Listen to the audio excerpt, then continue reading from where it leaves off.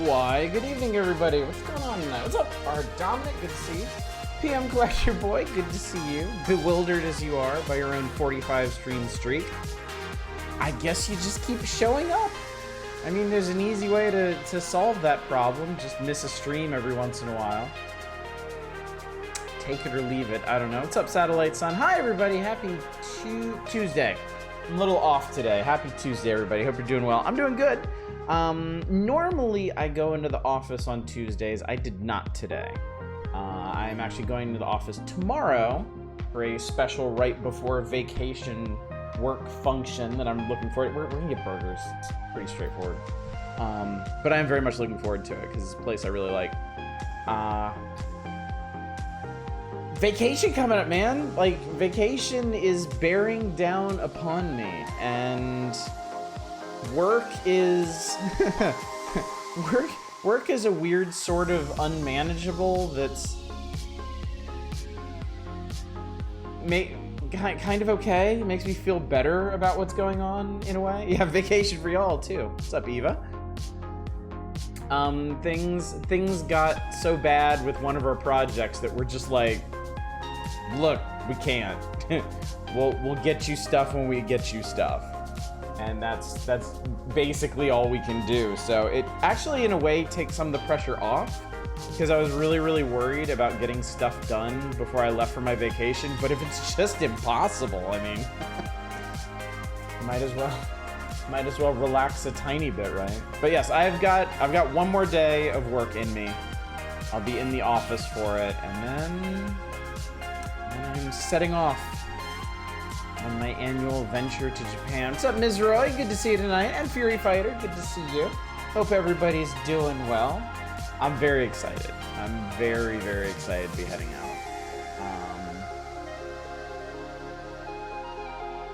I know we've taken a lot more trips lately. We've been going, you know, we went to Tahiti, we went to Colorado. And me being such a homebody I am, there's always a degree of anxiety with that, like a concern about the uncertainty of where we're going, what we'll be doing, that sort of thing. But Japan, I've gone every year for like, almost every year for like 15 years now. So I'm very familiar with what we're doing and how it's gonna go, so. What's up, Worst Elephant? Good to see you. The Hex really liked all the stuff this guy put out except for Inscription. Everyone else seemed to love. Yeah, that's interesting. This one, I feel like in my experience, you know, people are generally very positive on Daniel Mullen's games. Pony Island, The Hex, and Inscription. This one seems to be the most contentious, from what I've seen from folks. And I think I get why. Pony Island is a very short and sweet experience. Inscription has a lot of... Inscription is just built around a very solid core. Like, the gameplay of Inscription itself is very solid, and all the mystery just kind of adds to that. The Hex is a weird one, because those of you that were here last night know it is a mashup of a lot of different genres. This one goes all over the place. And I think that's one of the most dangerous things you can do as a developer, is expect your players to be okay with a lot of different genres all at once. It's a risky move. I mean, I remember people had, not everybody, but some people had a pretty negative reaction to The Messenger when The Messenger changed genre halfway through. And The Messenger didn't even switch away from being a platformer. It just switched from being one kind of platformer to another. And some folks were rather upset about that. I certainly wasn't. I thought The Messenger was fantastic. But this one, you know, going into it, they don't hide anything. You know you're going to be getting a strategy game, a fighting game, a platformer, and other stuff. But I could still see that rubbing people the wrong way as they get to segments that they're maybe not so interested in playing through. Also, I got behind on chat while I was rambling about this. Good evening, Manic. Good to see you. I'm one of the other streamers. I watched this Declared Vacation starting today and ending on the 16th. First half of July is me pre-burn. Well, I apologize for contributing to that. If I thought there was a decent way for me to stream from Japan, I might occasionally, but there simply is not. And I do think just having, you know, 2.5 weeks purely off is very helpful for keeping me as fresh as I am, chat. I would hate, it'd be the worst thing in the world for me to burn out on streaming, and I've never really been close to it, and I don't aim to start now, so. I want to play Inscription. Could never tell if I sucked at Inscription because I'm bad at it, because I needed to die more and create better cards or what. Yeah, the early parts of Inscription are a bit confusing in that sense. It is a little hard to tell what should be happening. Because it's a weird card game. It is a very weird card game to come to grips with in the beginning. And Eva, you think this is probably his best work in your opinion? Yeah, I agree. I think they're all good. I think Inscription is probably my favorite, just because it's such a good combination of the kind of meta mystery that Mullen seems to really like, and just really solid game mechanic. I like the Hex a lot. Hex is probably, I mean, my appreciation of Daniel Mullen's games is pretty simple. Like, the more advanced and complex ones, I like them more. I like Inscription the best. Hex is my second favorite. I love Pony Island, but Pony Island's my third just because it's the simplest out of all of them. There's the least to latch onto there, despite what is there is really good. Good evening, Deep Thought. Fascinating there's enough depth in just CCGs alone to make a big game out of just that. Remember some dislike arising from the RPG history when you played too? Yeah, Evoland. Evoland was a little different because it was borrowing a lot from the history of RPGs, but it wasn't really adding to it. Like, I can't say I was terribly captivated by Evoland either. I like the concept. And yes, I do need to try Evoland 2 at some point. Because I know people have said what Eva's saying. Evoland is a tech demo for Evoland 2. Brutal Legend is pretty infamous for doing the same. Yeah, I think Brutal Legend was a little weird because it kind of obfuscated what it was before people got their hands on it. I don't think anybody expected an RTS out of that thing. Do you like telling stories using the language of video games? This one expects the player to be multilingual. Yeah. And I mean, again, to be fair, nothing in the Hex is particularly difficult. It's very watered down, almost symbolic versions of all these games. But at the same time, if you're not interested in a genre, you're not interested in a genre. Description is best and everyone's tell their opinions. Heard a lot of that out of you, Manic. I hear that quite a bit. Did I mention to y'all that I finished Cat Quest? I feel like that might have been something that I was going to tell y'all yesterday and got distracted talking about other things. But if I didn't mention it, over the weekend I finished Cat Quest, and it was great.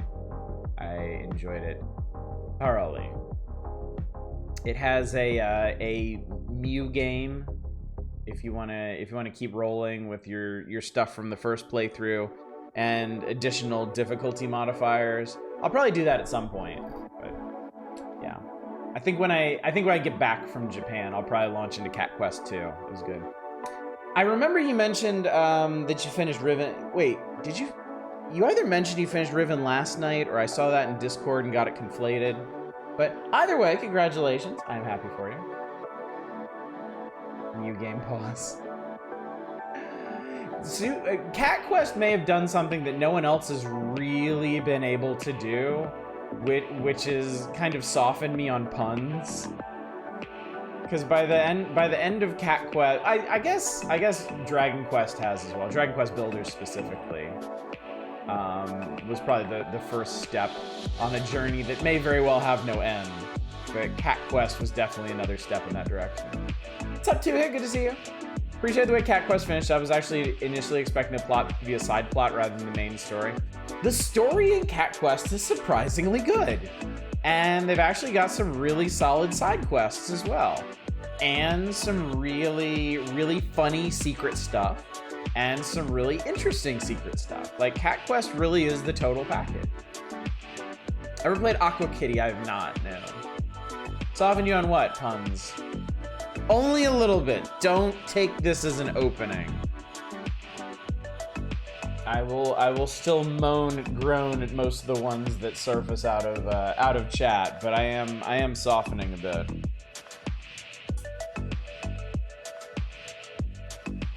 So yeah. Decently solid game, and I think it also benefits from being as unassuming as it is that you actually feel you get more out of it, but it's definitely solid. Yeah. It definitely tracks with my experience too. I got more out of it than I was expecting to. Even the combat was pretty interesting. Like I really liked around the midpoint of the game, I was having a lot of fun experimenting with builds.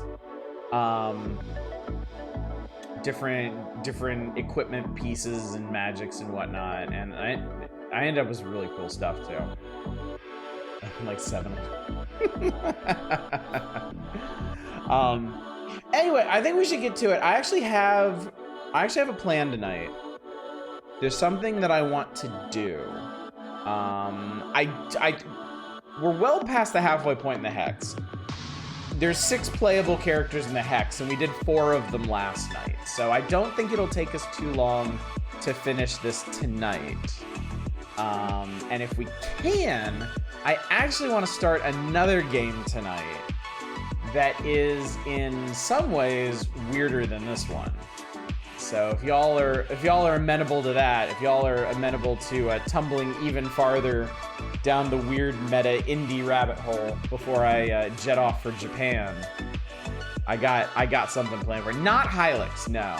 I really want to play Hylics. Hylics is probably something that I'll get into when I get back from Japan. I know it's not long, but I'm not mentally prepared for that. It's another game I played before. One I haven't thought about in an even longer period of time than the Hex. So one of the things I expected is I expected how Inscription was going to end in similar to Pony Island. This, on the other hand, kind of blew me away. Yes, yeah. I did not see the end of this game coming. And I'm very excited to share that with y'all tonight. I'm really looking forward to that. So, speaking of that, let's get into it, shall we? What did I just do? That's weird. I clicked on something, but it didn't do anything. Why is that? How did that happen? Anyway.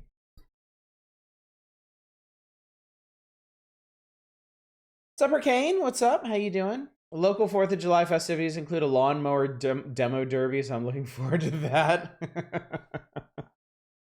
That sounds like a rollicking good time. I'm happy for you. I'm quite happy for you. We're leaving just a little too early on Thursday to see any fireworks from the airplane, unfortunately. I mean, I have to assume there's a pretty narrow band in there around, like, I don't know, like 8 to 9 p.m. or something, where you can see a bunch of cool-ass fireworks. Oh, cool, the light. You can actually make the lights flicker. That's neat. Never noticed that. Also, there's some guy up in the attic room here. How mysterious. When we came back from Colorado, around Christmas, we came back from Colorado on Christmas Day. That was really neat, because we came back pretty late at night, and flying over the darkened western reaches of the United States and seeing, like, the cities and stuff off in the distance, and then coming into Los Angeles and just that, like, a sea of lights, everything beneath you just being bright and shimmering. Like, that was really cool. I really like that. Our neighbors usually put on a huge illegal fireworks show, so that should be a good time. I mean, it's already started here. People have been shooting off fireworks for the last couple of days, and fireworks are illegal in this township and all the ones surrounding us. So it's been pretty fun. I don't know much time to talk, kid, but you said they wouldn't trace us back to me. Don't worry about it, kid. They never saw you. I'm the one they're after. So, okay, I'm gonna catch y'all up very briefly on this. The Hex is about 6 video game characters, all seemingly connected through the medium of this guy Lionel's Games, and a company called GameFuna. Definitely not Sonic the Hedgehog over here. Was Lionel's first creation, Super Weasel Kid. From there we had this dude. Bryce was in a Cooking Mama sort of game, and then ended up being transferred over to a fighting game, which is when we discovered that within the video game universe, the actual characters themselves can be moved around to different titles, and they see it as sort of employment, or in some cases indentured servitude, the way the GameFuna representative treats them. For a second, I thought we were controlling Man-at-Arms. This is... Oh, Christ, what's her name? Chantrell.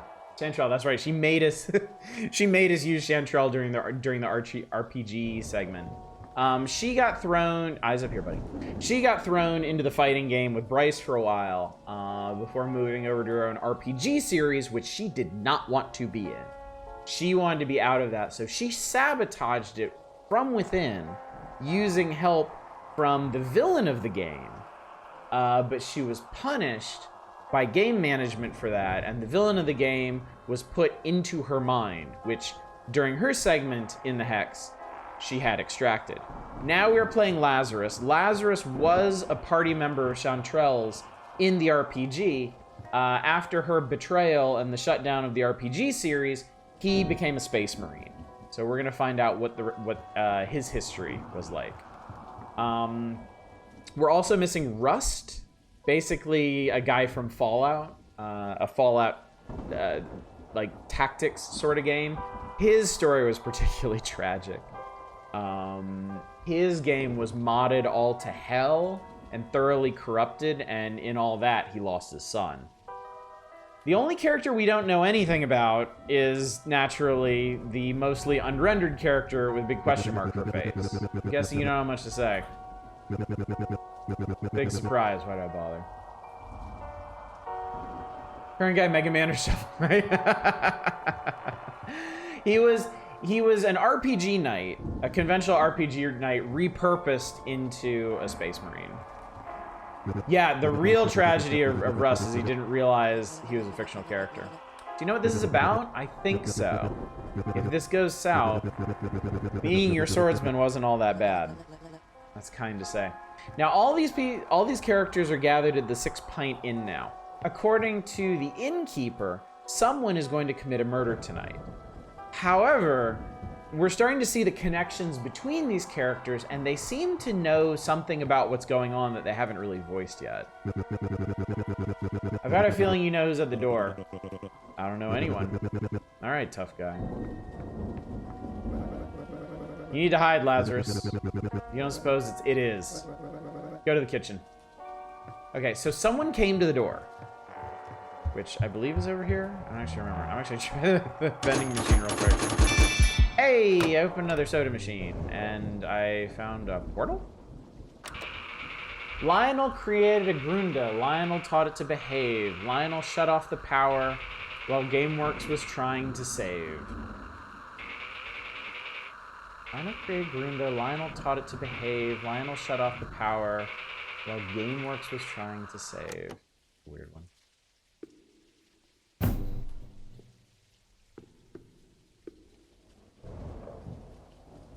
Okay, it looks like you need some kind of battery or something to power this. Alt F4 while the save prompt is up. Oh yeah, that one's still on. We found that. If there's a battery, if we happen to find a battery somewhere in here, let's see what that's all about.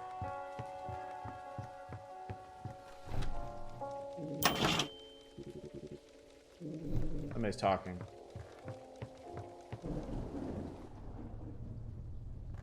Oh, right, this is when you get in here.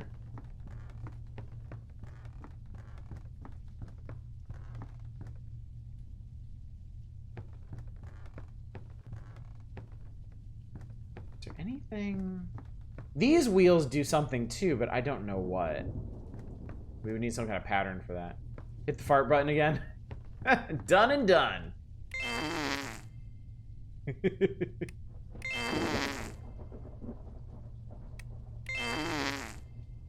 There you go.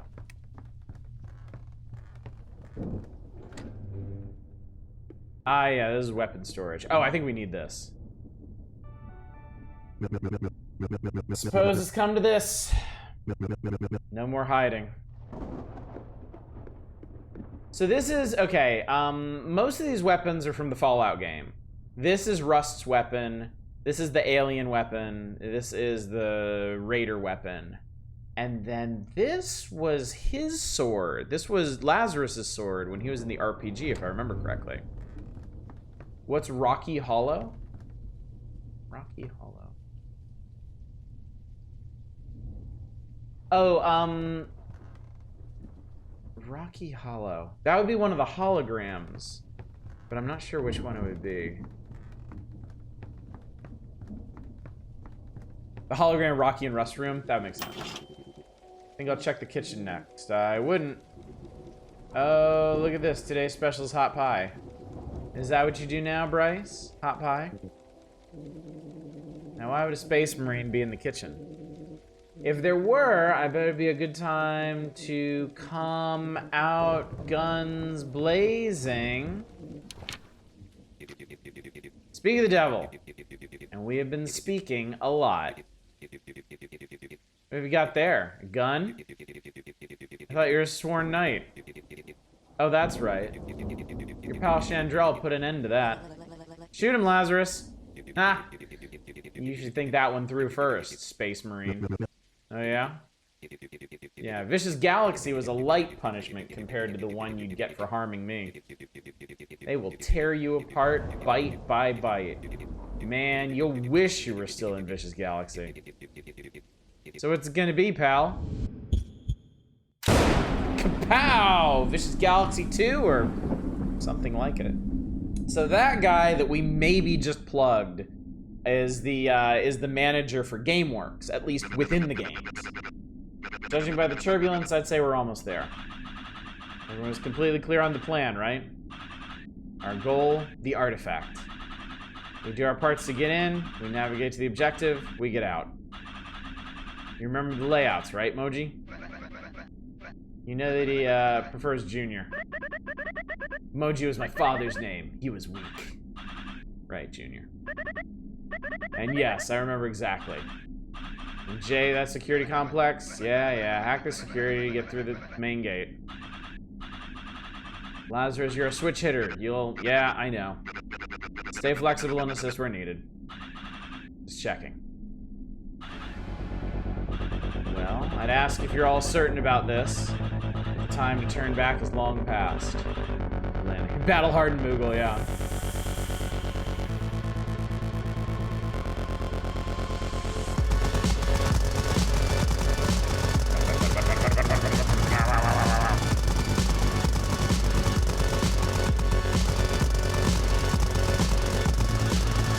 Don't let up. Right back there, Lazarus. Can't see you. Fine. More than I can say for our victims. We're the victims, Lazarus.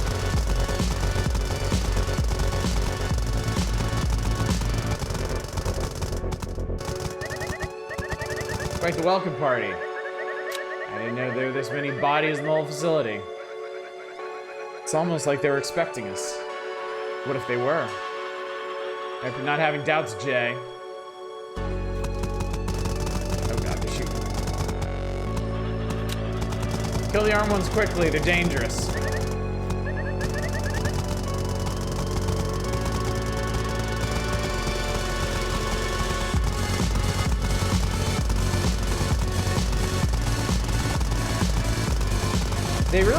Mullins really got down the vibe of wave survival here.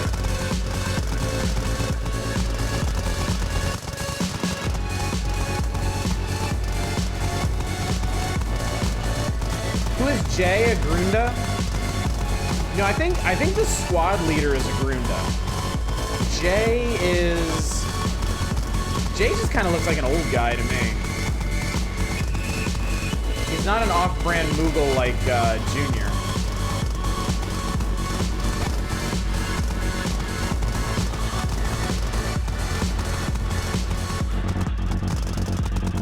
Last of the explosive rounds. I think their numbers are thinning. What's on the horizon? Uh-oh.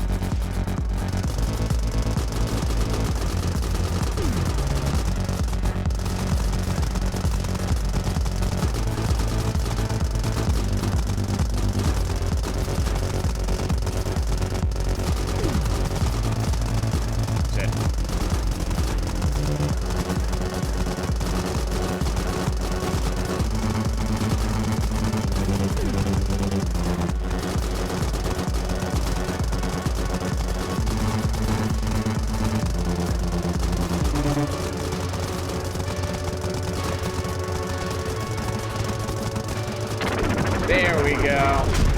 Nice shooting, Lazarus. More coming.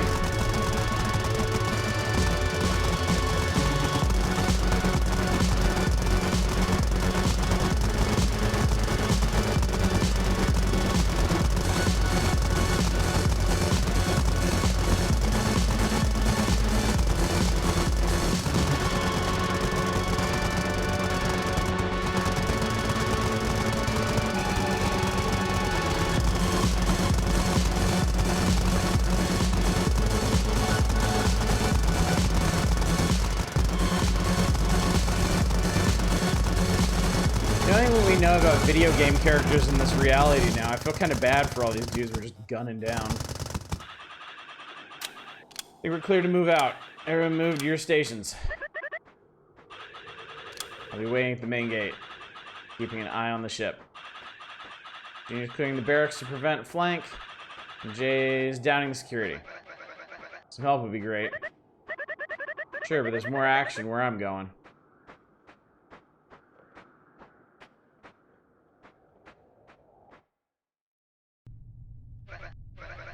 Ah, I thought my arms would give out. Can't quite carry the payload and shoot at the same time. I left that door locked. It's got remote locks. I think you can shoot. Remember to use that sniper rifle, right? Hold the trigger down, line up your target, and release. Ah, there we go. So if you hold left mouse with the sniper rifle, you can actually move your view around using WASD.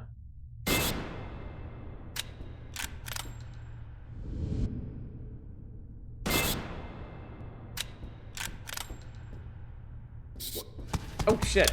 Yeah. Yeah, I guess we're gonna need to be doing this pretty consistently.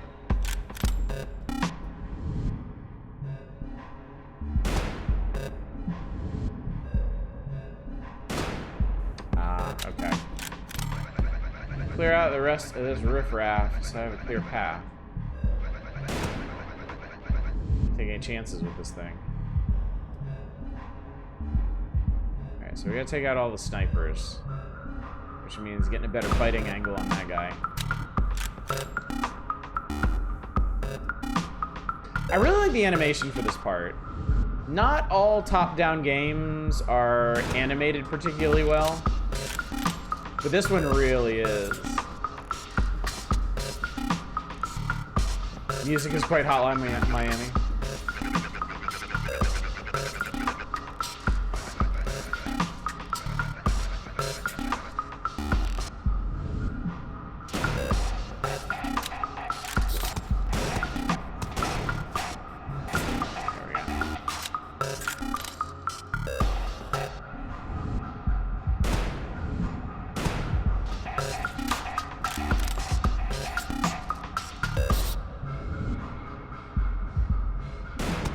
Ooh, okay. Now they got snipers. Okay,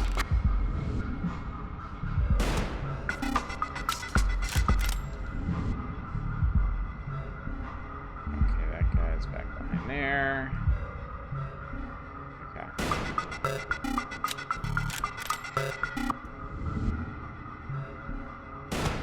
Got him. Got him.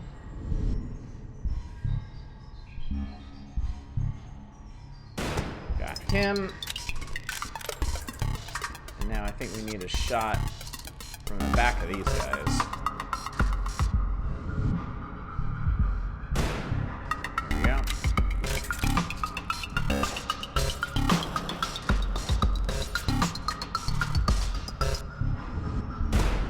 There we go.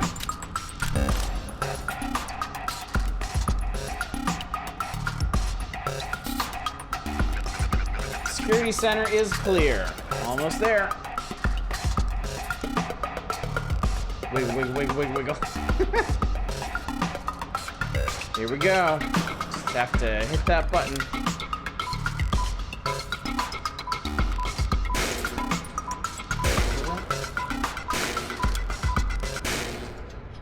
Ah, there we go. Cool. Security just shut down out here. I take it that was you? That's right. We'll rendezvous inside the complex. Come on, Lazarus. Pick up your feet. Maybe he's supposed to be the village elder from the RPG section?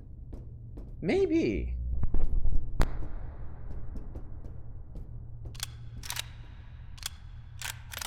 I don't know if I'm gonna want my rifle or the sniper rifle.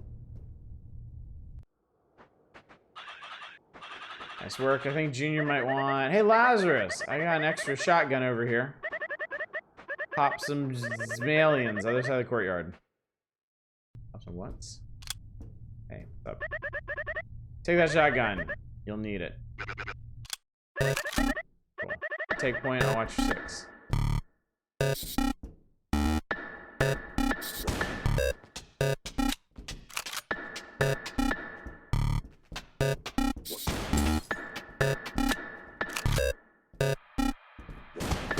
Shit.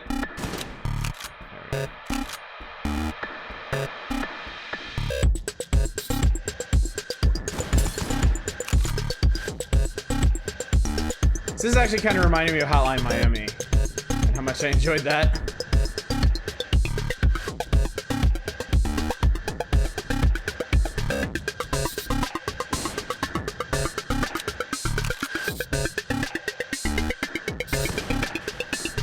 Oh shit! Okay. There we go. That last stage was a dick. It was, yeah, it was.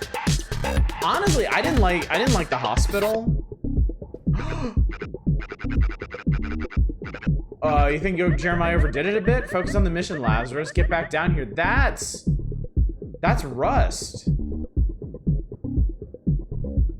During Rust's game, he had like a brain implant that made him go insane.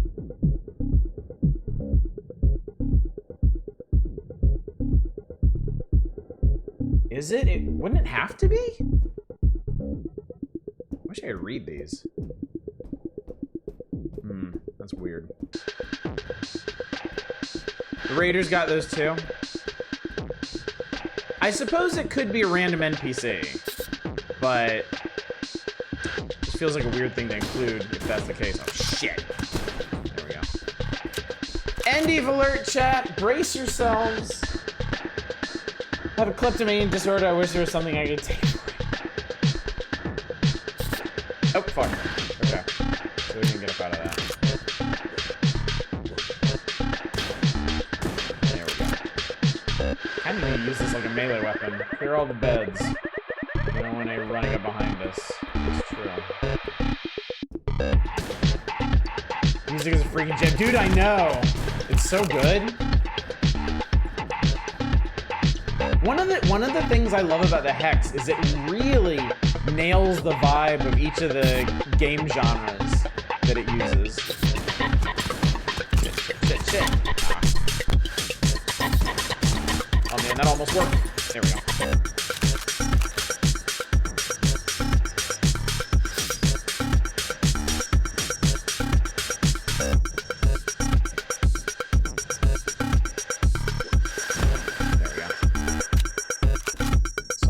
Before you saw me.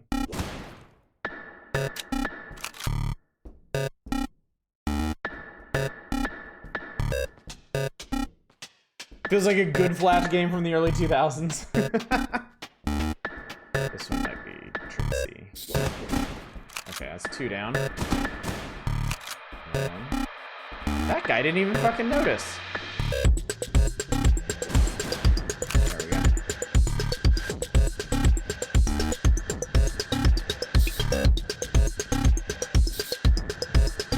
The other thing that makes a huge difference in games like this, generous checkpointing. Basically, if I screw up any single encounter, I get to start that encounter over again. Makes a huge difference. What in the chaos? What is that emote?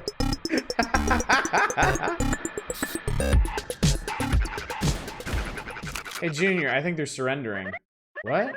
Slaughter them. I made it easy for you. Oh, I guess that's what we're doing. Oh, well, this is kind of fucked.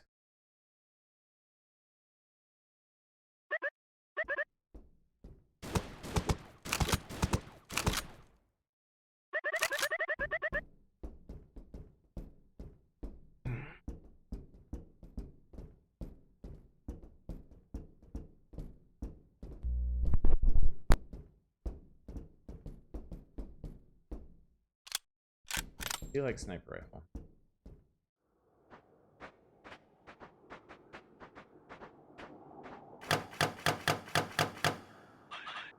So far, so good.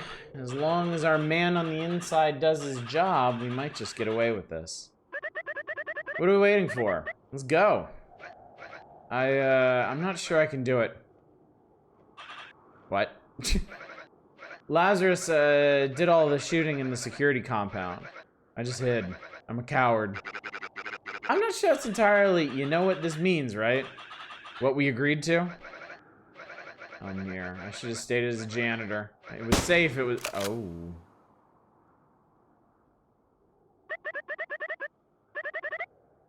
No time for cowards, right, boss? Unfortunately, it had to be done. Bye, Jay. The artifact awaits. Let's go. Damn.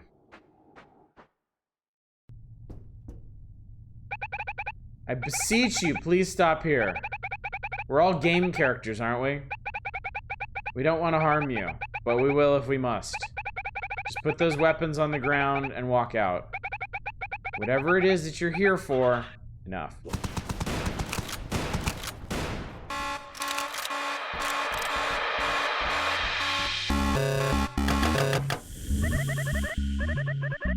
Going all scorched earth on us.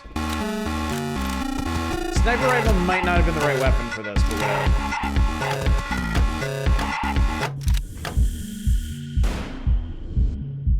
Oh, they're running. They're pulling back.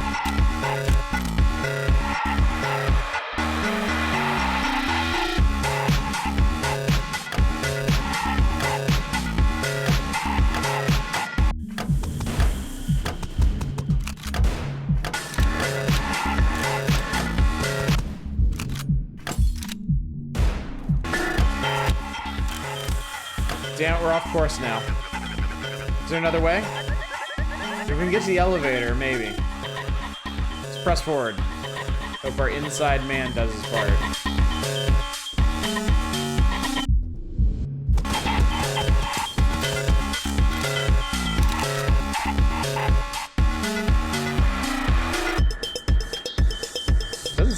lot of shooting I need to be doing with these guys in tow. Stop right there, criminal scum. The damage you've caused, so many good NPCs lost. What for? Revenge? I thought you above that, Jeremiah. Hold, say nothing. Oh, wow. You actually tricked a player into helping you. With this cheap facade. You mean to tell me you had no idea what was going on? I'm talking to you. He's talking to us, Chad. This isn't Vicious Galaxy, you moron. These brigands have fooled you into striking the GameWorks, the very facility that produces the games that you so cherish. Boy, you sure helped them kill a lot of game characters. 87 Grundas, 102 Moggles, a handful of Steambots, all just doing their job. And for what? You'll have to ask them. Well, I'm committed now. Kid, is that you? Now? Kid, you're breaking up. Did you find the right column? What? Who are you talking to? Deep below the GameWorks, a few moments earlier. Hello? Do you copy? I got down to the sewer and I've got the bomb. Damn it. I thought this damn radio would work down here.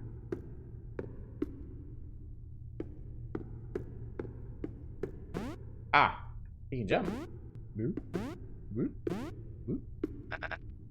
Damn, I guess the guys did their job.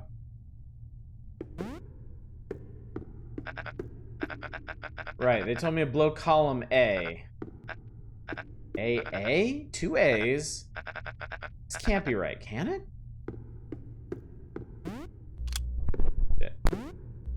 Shit. Shit.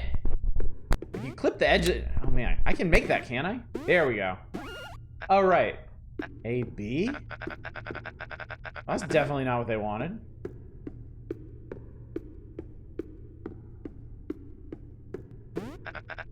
A1, huh? And that seems to be all there is down here. No column A is instructed. You gotta be kidding me.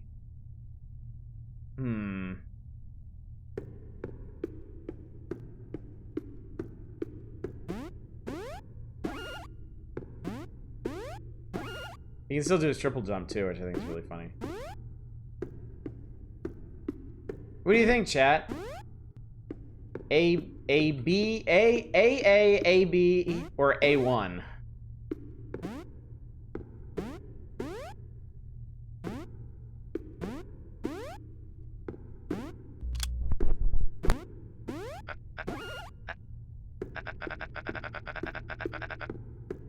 You think AA?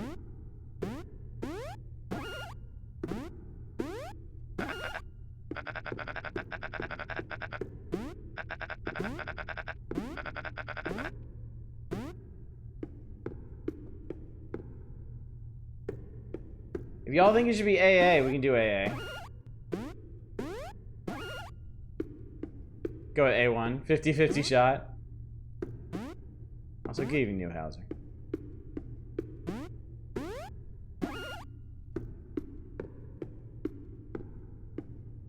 Let's try AA. Let's see what happens.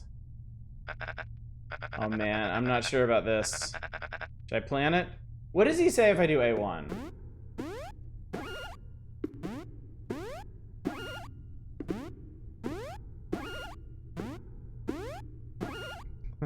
Jump.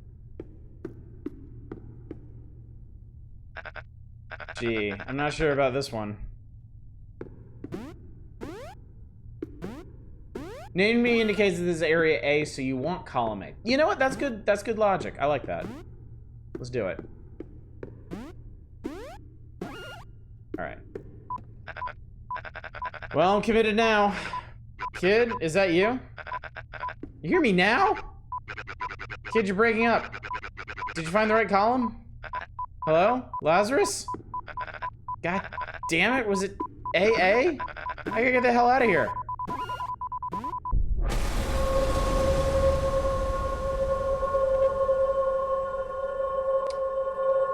Well...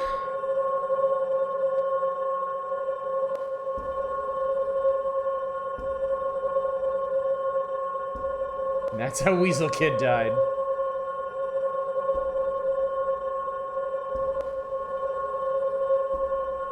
Well, I think that was Junior. Jeremiah, do you copy? I'm alright. I managed to grab a ledge on the second floor. Where are you? I fell all the way down to the R&D department. Junior's dead. Can't read the notes, unfortunately.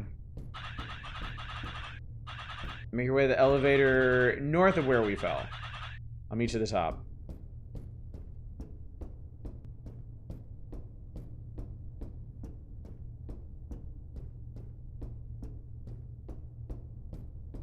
Anything else interesting down here, I wonder? Bunch of holographic trees and shit.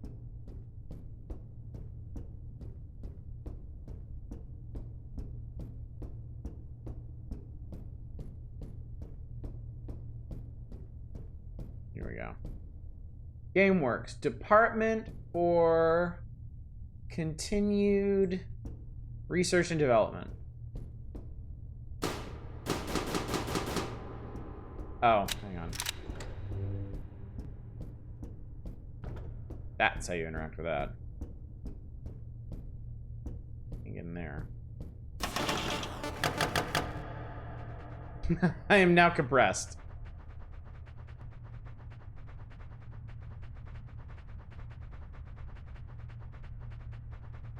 Ah. Yeah, I can go up through here. Decompressed. There we go.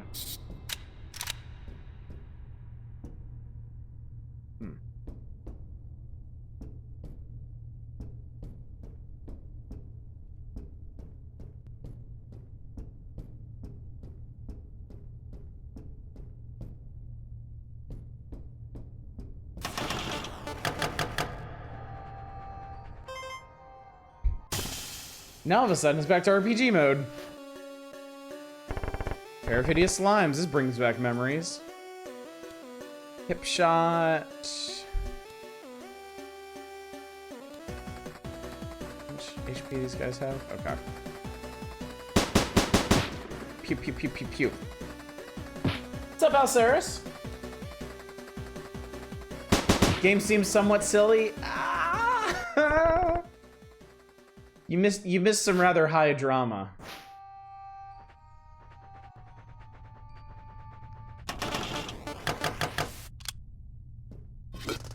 Oh god.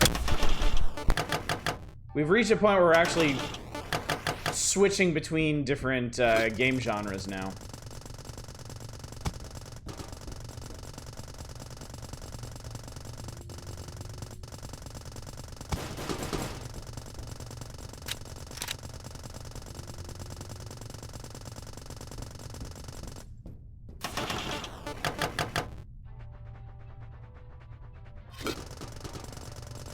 Oh. Ha! You can't hurt me like this. That's funny.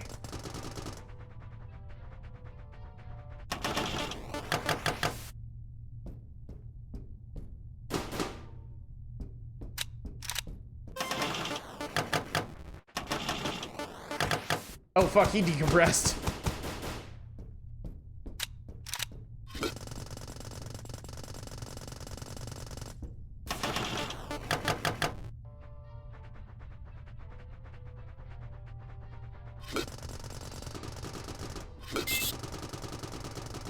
Oh, I need him to hit that button.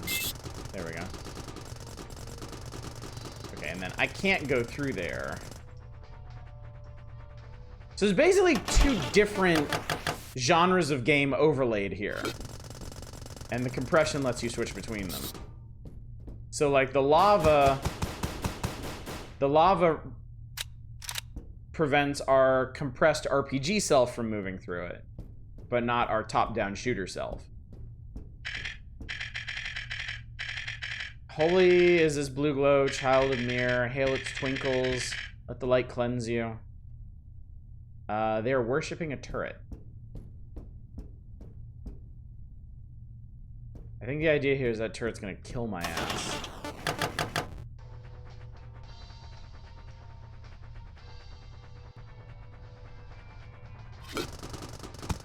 Oh, God. Oh, Jesus.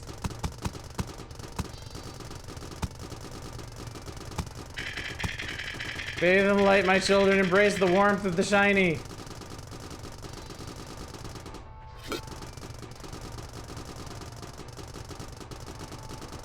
So, whoops, I guess that wasn't necessary. Oh, actually it was. Actually, I think it was because I can't get through this door. I did have to do that because if I had gone down there decompressed, then those enemies would have attacked me, and I think there would have been too many for me to fight. Okay, I just did something. Okay, I just activated something over here? Yeah, it must be. Oh, I see. Okay. So there's going to be like 3 different switches that have to be activated for this.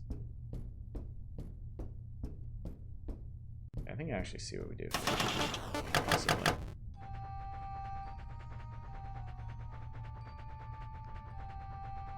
So these walls... This is interesting. These walls exist for the top-down stuff, but only the landscape underneath exists for the RPG guy. Excuse me, would you mind if I passed? You think I don't remember you, huh? Different outfit, same dishonest cheater. You and that sorceress, always serving me up bugged onks, playing me for a fool. I'm not exactly proud of... And my queen, oh, my queen. After Secrets of Legendaria was canceled, she was put in a dating simulator. I am truly sorry. You know what? No. There's no rules out here. Let's see what you got, tough guy.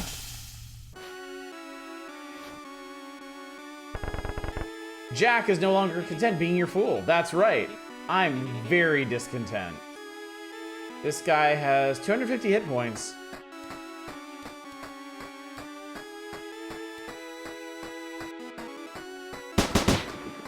Pow, pow, pow. Now, experience the power of real onks. Ow. That wasn't very nice at all.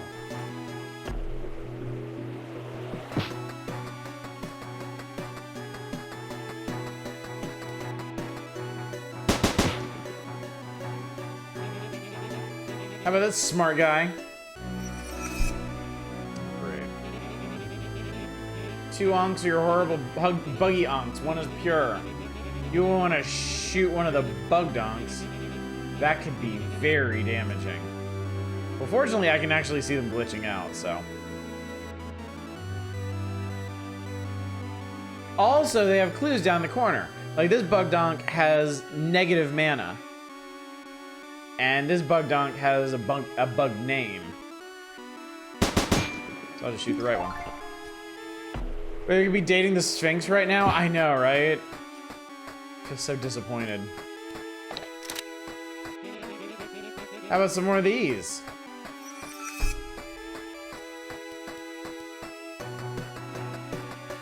Okay, so that one's glitched, but the only way to tell is because it flickers.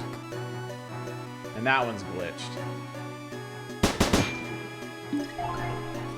Fortunately, taking those out heals you too, which is a nice consideration since Lazarus doesn't have any healing in this mode. More onks? Sure, why not?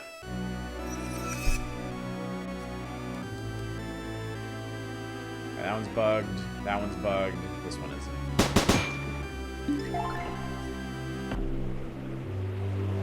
So yeah, the gameplay of all of these ultimately ends up being more puzzly than anything else.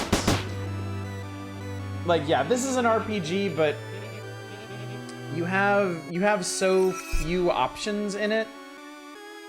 You basically just need to follow the clues. Ow. Ow. Ow.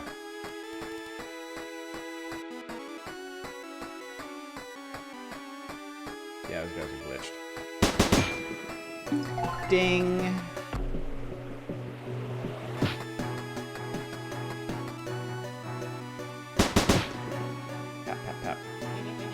Done yet? We're almost there. Do you have to shoot the Onks? Yeah, if I don't shoot them, they'll attack each turn and they do a lot of damage. Almost. Wise guy, aren't you? You've survived your own buggy Onks and now I'm out of mana. Well, I can still do this. Ow. That's actually funny, we ran out of mana. How about this? Take no pleasure in this, Jack. You know, that dragon was right about you. You're a real prick. Lazarus gained experience. Lazarus now level 5. I don't think Lazarus cares.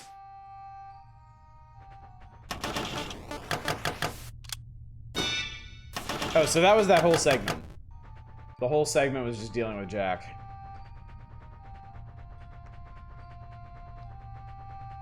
Oh, I can talk to him in RPG mode. Hey, I remember you. You look sort of happy. That's because I am. I realized that high-speed biker life wasn't for me. I'm much happier just relaxing here and keeping an eye on the elevator up north.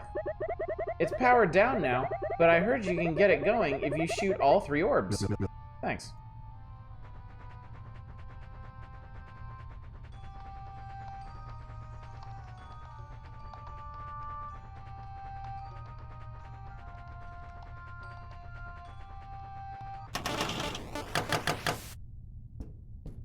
Okay, so that's locked. I don't think Lazarus ever really cared. Oh, I get this part. Yeah. So this is cool. This is in fact very cool.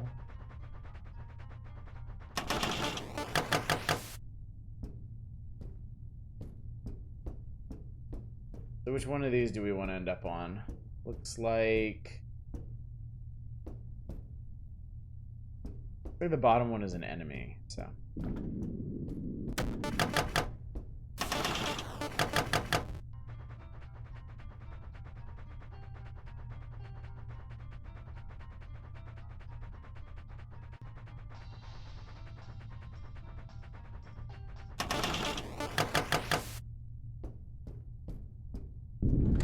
Oh, I can push the whole ship, damn. Okay. I feel like maybe we'll need to do that. Oh, we need to get this out of the way, don't we? That door's closed.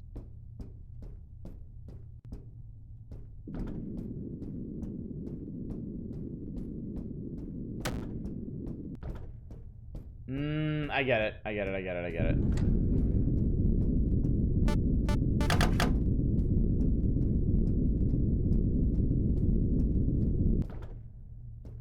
Yeah, this way. Okay, yeah. This way we can go RPG mode and then transition through there. It's pretty cool. Oh shit! It's the captain. We can talk to him real quick.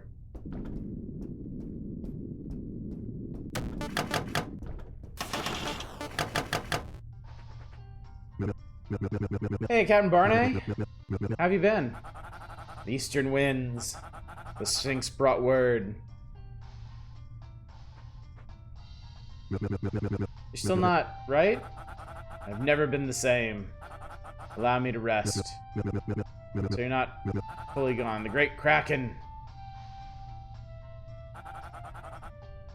Reason you get past through some of the top-down walls in RPG modes, the floor on the other side isn't part of the RPG map hologram. Yes, exactly. Exactly. Yeah, I really like this sequence. It's really clever. Interesting. I didn't know you could push these around while inside them. Alright, there we go. Alright, we should be all set.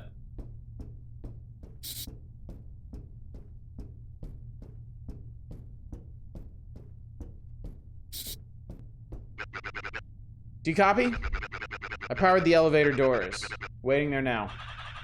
I'm still alive. The carriage was on my floor, but I'm sending it down. I left a weapon or 2 in there for you.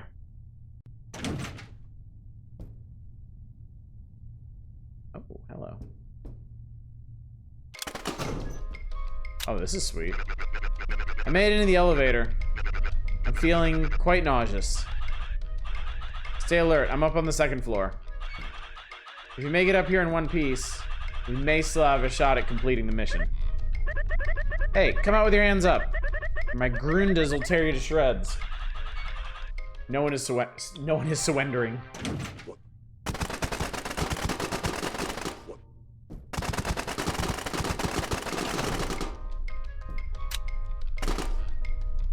Oh, cool. Okay.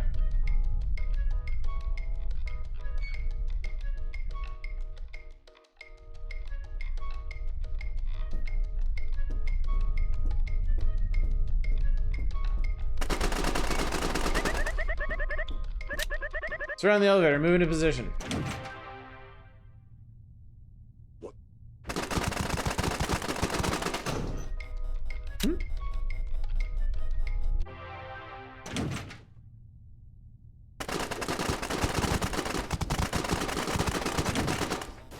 Oh god, oh Jesus, oh fuck.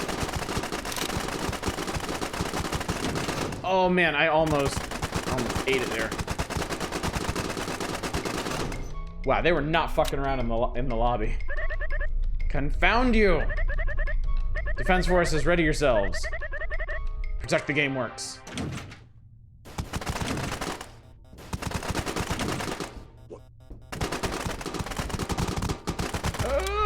Okay.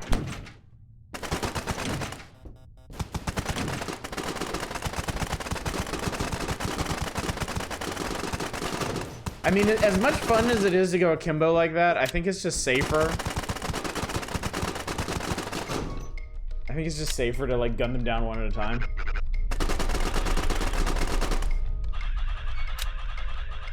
Got the corridor cleared on this floor, but we'll have to move quickly.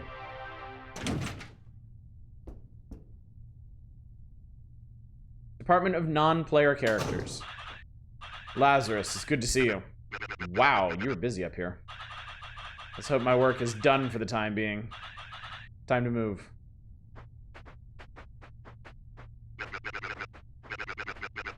Wait a minute, why are we on this floor?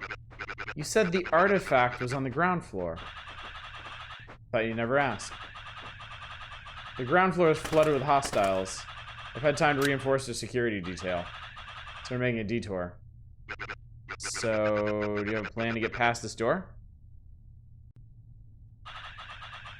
That's what this is for. Oh, gross. For mere sake.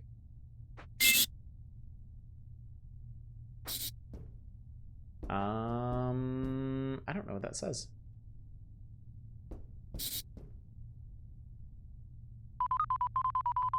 Danny Defense System online. Get past the lasers and shut down the security. We're going to cover our backs. Okay. Oh, fuck. Alright. Alright, so this is going to require a bit of puzzling.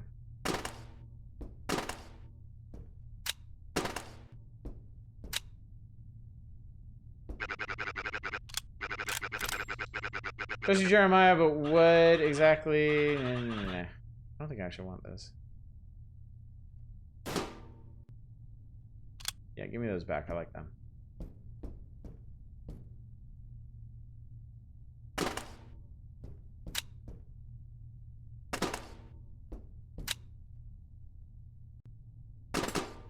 Oh.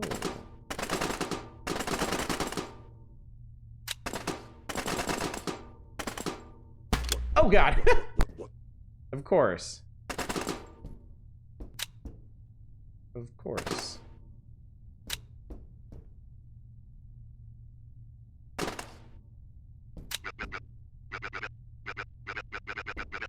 The specific NPC we're here for? Yes, a particularly dangerous one.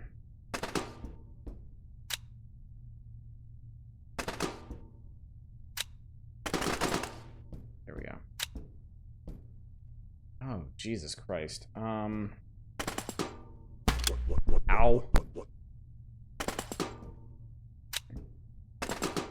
I think I know what NPC they're after, too. Jesus. Shit.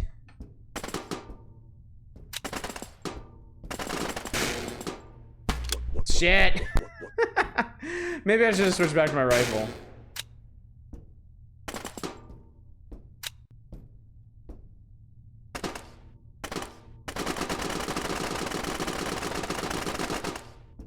Oh, I think I can just do it from here. There we go. Danny is offline. May need another hand. Coming right up. What should I expect in there? A few familiar faces, but don't get distracted. We are not here to talk to anyone. Head straight down to the maximum security cell and bust the locks.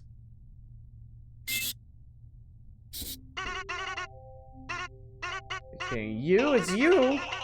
They locked me in this damn cell. What the fuck is that? So we got the worm guy, we got the dragon, we got the crocodile fighter guy, we got the training dummy.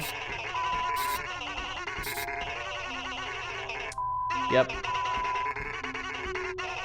Yep.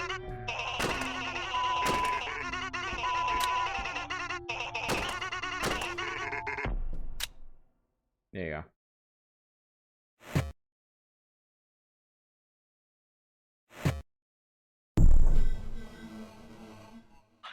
Run. Where the fuck do you think you're going? Get the fuck out of here. Are you actually serious? Oh god. Oh god, Danny's been reactivated. Oh crap. Oh crap. Well.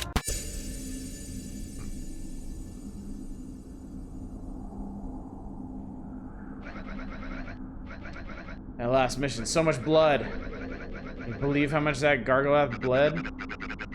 It's dry in the cracks of my armor. I can smell it. I'm not sure how much longer I can do this. What if I told you I knew someone who could help us? Someone I met during my RPG days. Help us how? I'm not sure. I was told to find the 6 Pint Inn.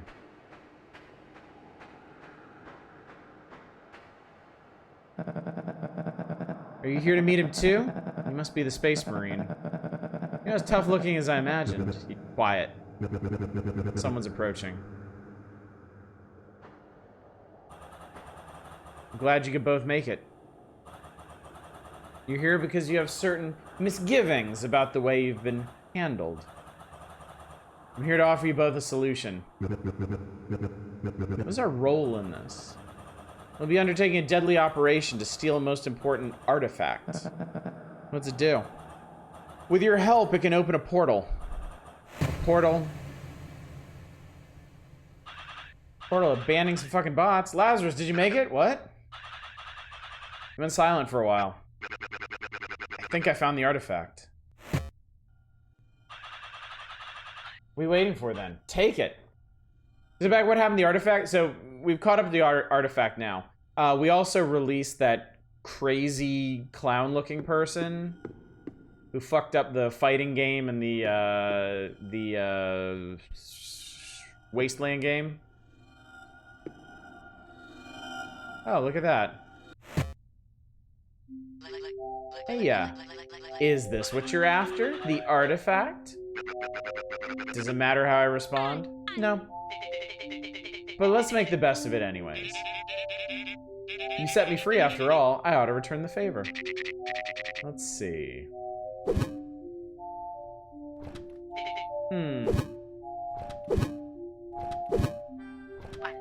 Perfect, I choose this one.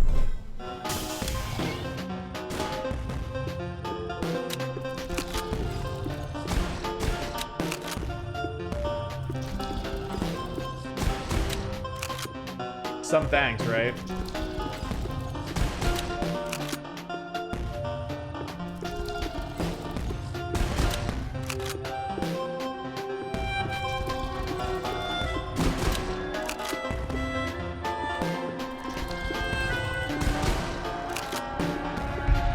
He's got a super shotgun for this? Not very effective. Let's see what else we have. That was one of the masks for... That was one of the masks from Hotline Miami.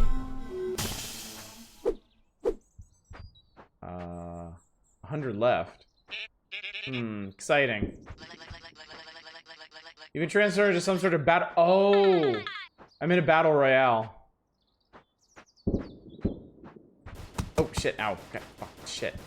Okay. Okay, well, I got a gun.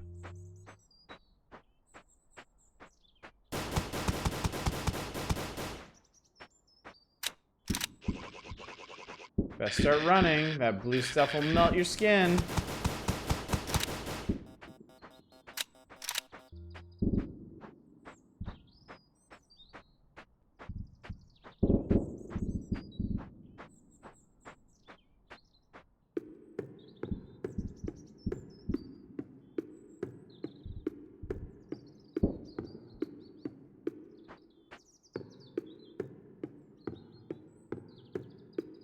Somebody called the blue is killing a lot of people.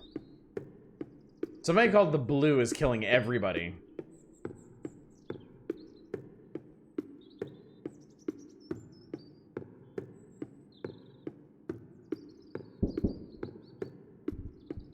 Oh no, the blue killed RV Winkle. I know what the stern glance weapon is.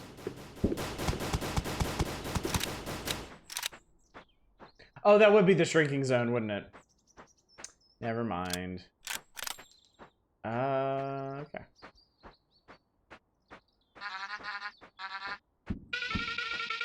I mean, left Lazarus, you might actually win. There's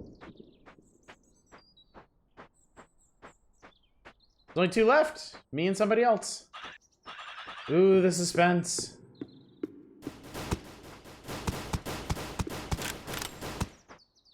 One left. Winner! Winner, winner. Well, it's not time for dinner just yet. Now what else we got? Coin. Ducky. Looks tasty. What would happen if I... chewy. Oh, that's... Oh, God, that's terrifying.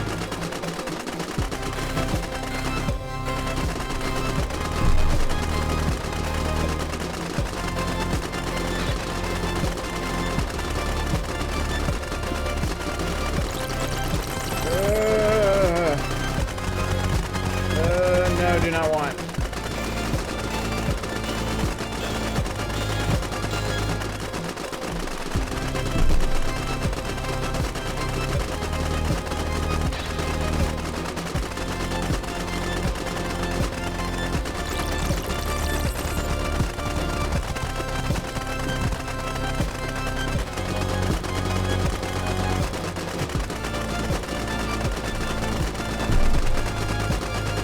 That's how I was supposed to do it, and I just wasn't paying enough attention.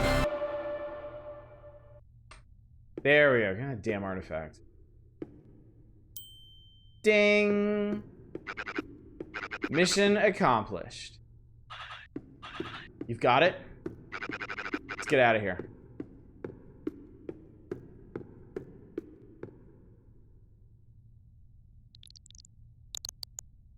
Uh-oh. Uh-oh. I found an escape pod. Do you know where you're going? I think so. South 500 meters and head east. You can see an emergency exit.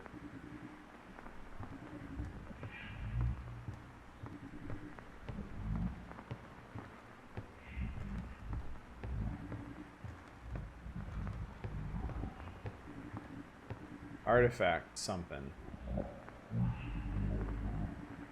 He's talking to somebody.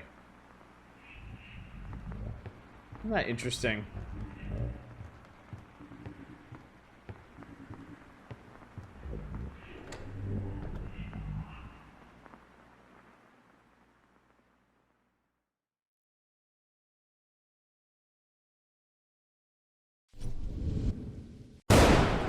Shaboom!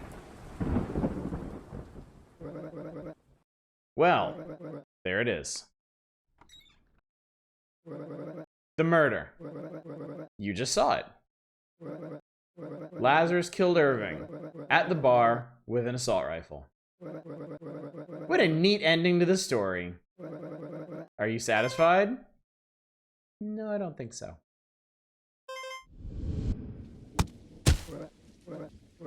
I'm glad to hear that. You see, it's very important that you're still invested in this. You've got a key role to play. But before that, I'm sure you're wondering about our sixth guest.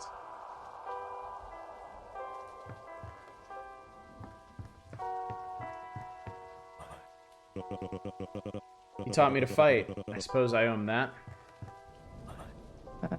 Wow. So is this all over then? We can breathe easy? We figured out the murderer. It was the guy who shoots things for a living. Good riddance. I'm not the only one happy to see him go. Missed the end of Lazarus' section? Lazarus freed Sato and then had to fight Sato. And then got a hold of something called the Artifact. And then that flashes back to the present where Lazarus killed Irving. He wasn't the first I've killed, and I doubt he'll be the last. What do you make of all this? Of course, he created you without a mouth. But I imagine he didn't spare you from the ability to hear. I want you to enter my personal cabin. It's a quaint little thing, perched a few paces east of the inn. You and our player friend will add a final dimension to this story.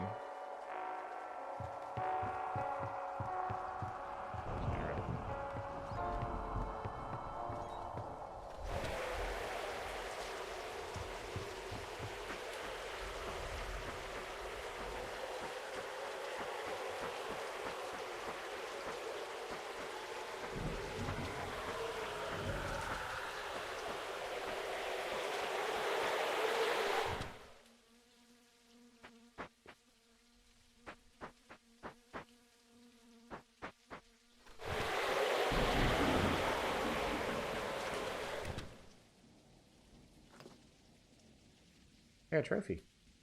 Oh, there's whoa, wait a minute. Wait. There's batteries here. Hold up. We need to check something real quick. Because I opened a thing to a portal that needed a battery back at the inn.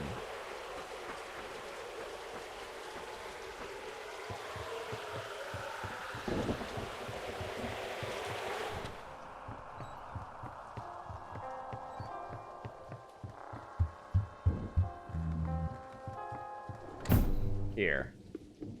What the hell is this?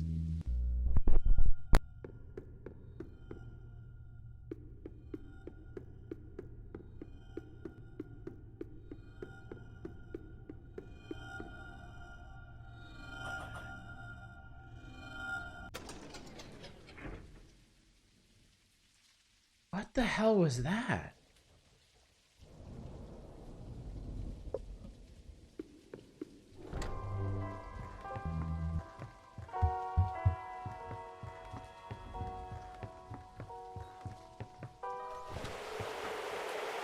Not how I remember Radical Road.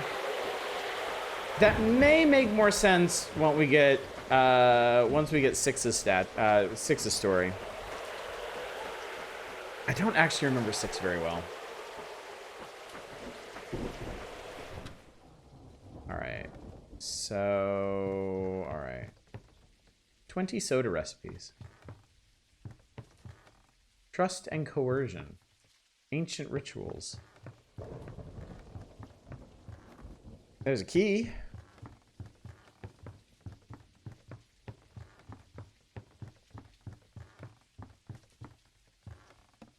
Hang on.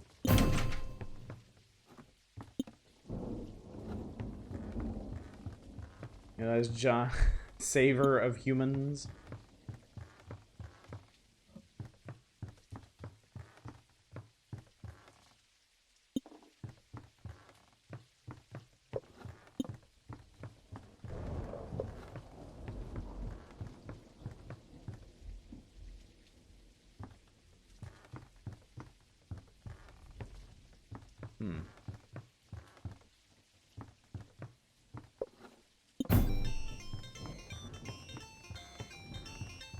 That was it. Actually, before I do this, I'm really curious about this key.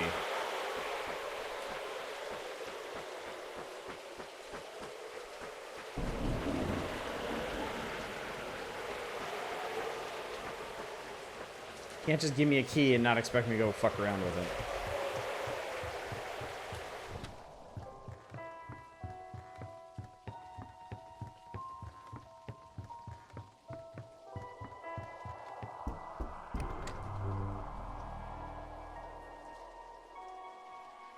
This key should get me into Bryce's room? Have we been in Bryce's room? Is that where the crawl space went?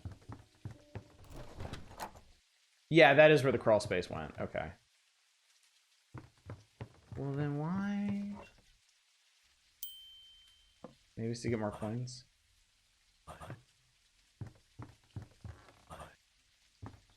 Huh, weird. Okay. Fine by me. I'm pretty sure I already missed some coins, so I can't get the last door in the basement.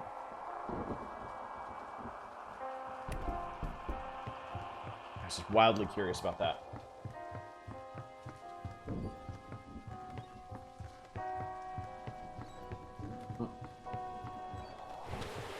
Seven days a character.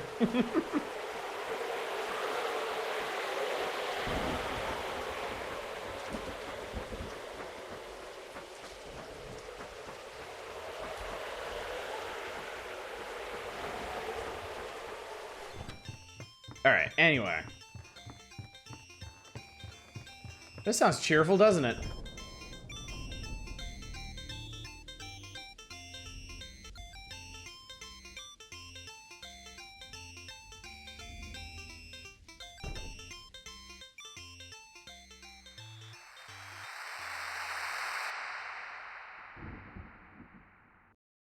Walk.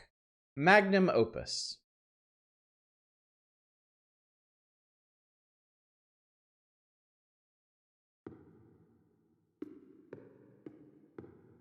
Right. This is Lionel Snell. If you're hearing this, it's because you turned on the developer commentary for my latest game, my magnum opus really, called Walk.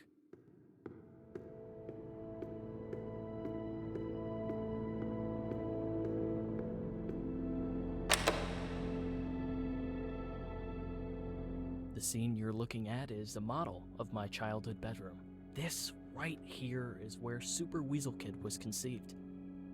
Take it in.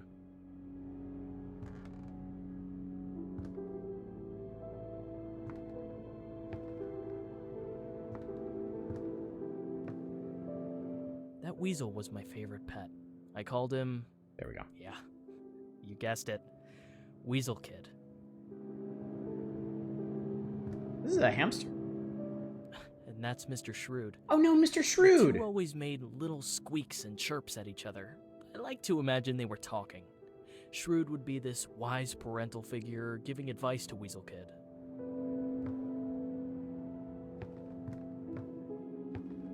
One of my favorite games at that age was Cooking Granny. I thought Chef Bryce was the coolest. You know how that turned out.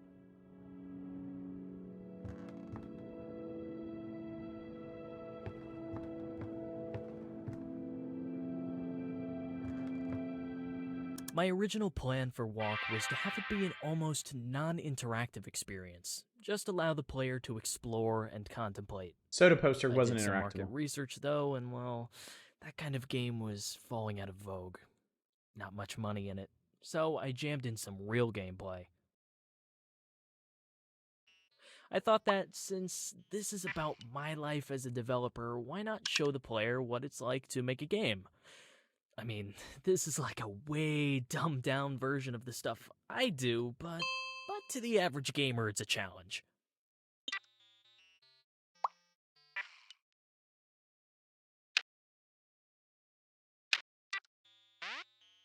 I remember when I first got the jumping code right and hooked it up to a keyboard button. Oh, that dopamine rush electrified my childhood brain. How depressed Super Weasel Kid is.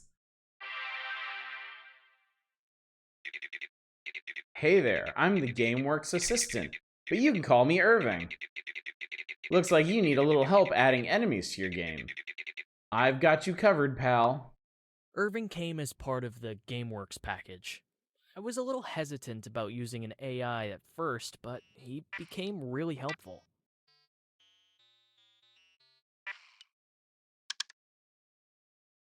So, we want you to jump. It didn't take long to realize how much I depended on Irving. He assured me that it was easy for him to come up with enemies and non-player characters for me, so I let him do his job. Oh, no, wait. I think this only lets... I think this only makes him move left, so I think what we're gonna have to do is this. Right?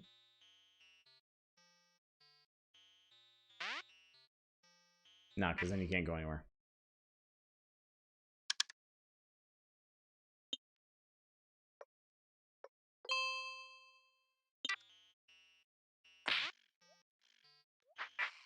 Now he can only move left.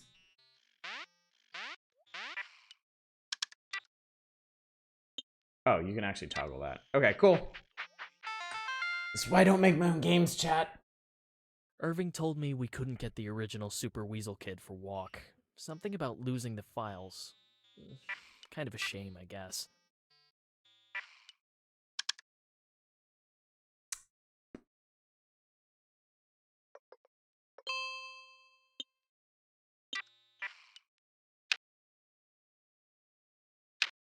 Because you're a coward. Um...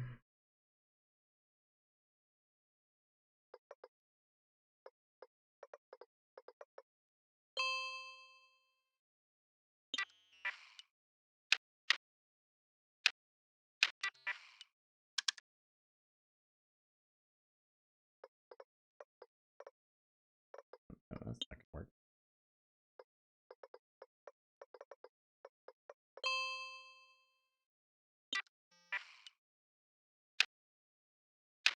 There we go.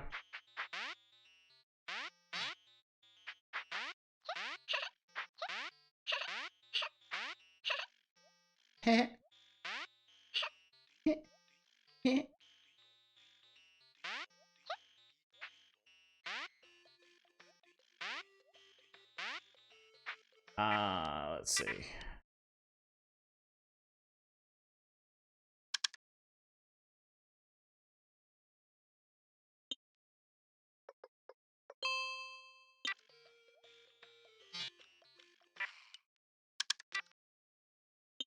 I do really like this section a lot.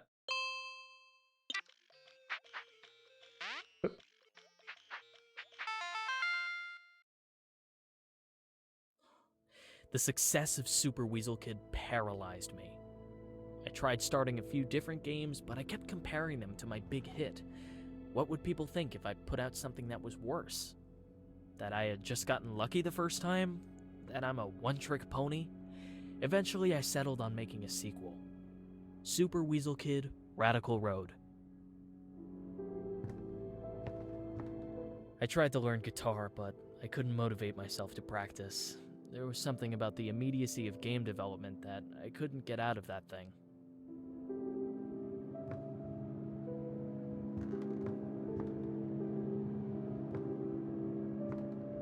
Mr. Shrewd was getting older, both in Radical Road and real life. The older I got, though, the less I really cared.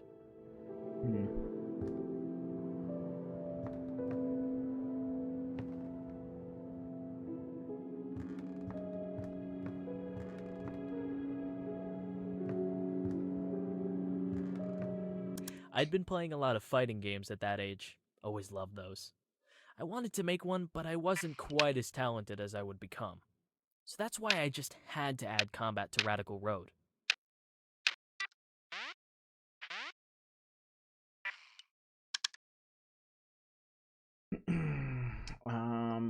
Let's see.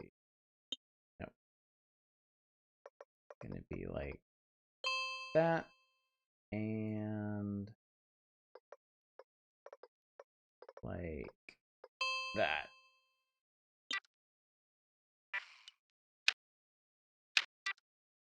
thought it was just exhilarating to beat the shit out of that Grunda. But the critics really came down on me for that part. It left me feeling like I had no idea what people wanted. Our little friend's still lurking around. Radical Road was met with mixed reviews, and it made me panic. I resolved to put away Super Weasel Kid forever and try something new. To top it off, my shrew died. Aww. Weasel Kid actually escaped, if you can believe it. I took him outside one time, and he slipped out of my hands and ran into my neighbor's rose garden. I searched for hours, but the garden was pretty big, and the thorns were painful. I think perhaps this segment is a reference to the beginner's guide. Mr. Shrewd was long dead at this point. Shrews just don't live that long.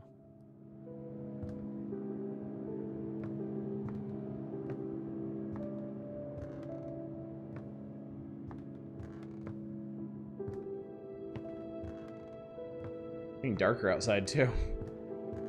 I'd get emails once in a while, people asking to make deals, wanting to capitalize on my IP. It had been a couple of years now since Radical Road, and one day I just said, fuck it, fine. I sold the franchise to the highest bidder. Transfer of intellectual property agreement. Transfer of intellectual property agreement is made between Game Funa Inc. and Lionel Snill. In consideration of mutual promising covenants contained in this agreement, party agrees as follows. Yada, yada, yada, yada, yada, yada, yada, yada, yada, yada. 2.5 million for Super Weasel Kid. Shit, I wish I could sell out. When I saw what they did with Super Weasel Kid, I felt a little part of myself die. But I was 18 years old and loaded. I had a lot of money. It was actually one of the best years of my life. Aha. The next scene is based on my foray into larger scale game development. The plan? Make a fighting game. Not everyone remembers. Okay, just jump a little bit higher. You're almost there. Oh, I actually cut off the commentary for that part. I don't think it was terribly important. Anyways, as I was saying, I don't get nearly enough credit for starting one of the most popular fighting game franchises in history. He doesn't get enough credit, he says.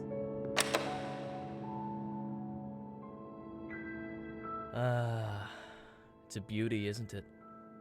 I put my weasel bucks to use and bought this place with cash. Then I hired a team.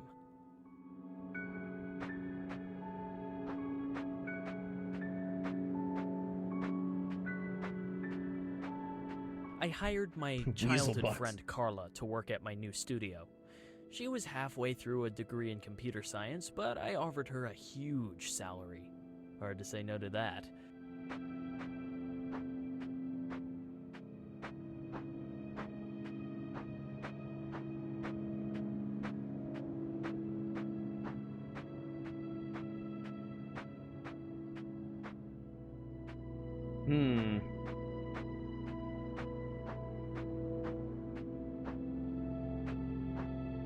I bought the rights for my favorite game character. That is, my favorite character I hadn't made myself. Integrating Bryce into Combat Arena was harder than I thought. I had a lot of help from Irving. So yeah, Lionel did indeed buy Bryce out of Cooking Grandma and put him in his fighting game. Also, can't imagine what this is all about. Carla's first order of business was to tell me that I had designed too many male characters. I tried to tell her that Steambot Willie was genderless, but she insisted. So I created Chandrell while she worked on Sato. Sado. That eye. That's the kind of thing I'm talking about. Ever since Carla created Sato, I'd get these weird, annoying bugs in my games. And I'm still getting them in Walk.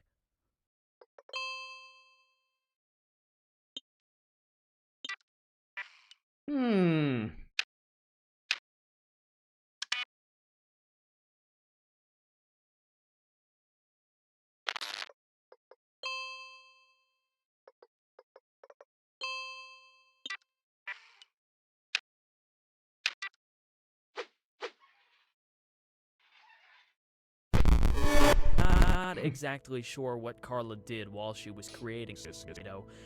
She told me some mumbo-jumbo about pushing GameWorks to its limits.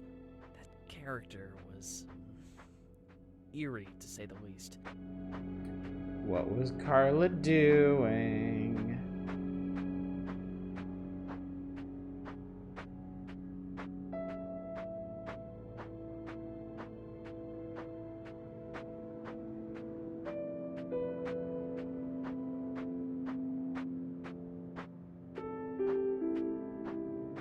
Look at that door. That's exactly what it looked She like in smoked real weed. life. Solid teak, hand-carved, gold nameplate. I was hiring people who were twice my age. I had to make sure they understood who was in charge. So this Lionel guy. Not 100% sure he's the kind of guy that should be in charge. You know what I'm saying? That Gator guy.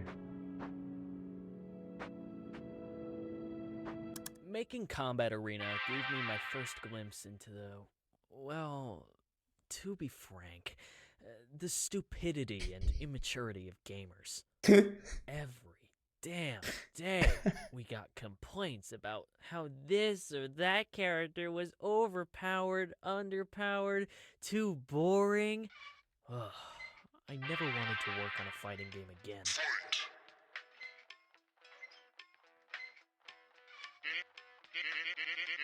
I may be maniacal, but I'm not fighting a guy with no moves assigned. Lionel's out of line, but he has a point. I'm in this game and I don't like it. He's the most realistic thing in this game.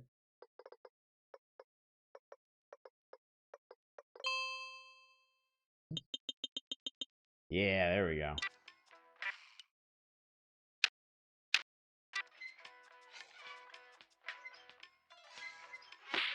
Smack. Smack. Steambot Willie is so overpowered. Oh my fucking god, if Willie doesn't get a nerve, I'm quitting the beta and never buying this game. Make Steambot Willie less powerful. The game is teaching you to deal with trolls, chat.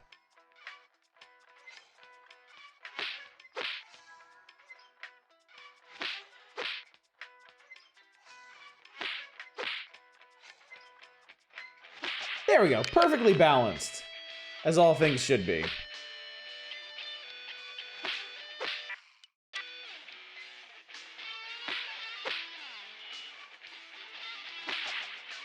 But of course, that's not good enough for the gamers.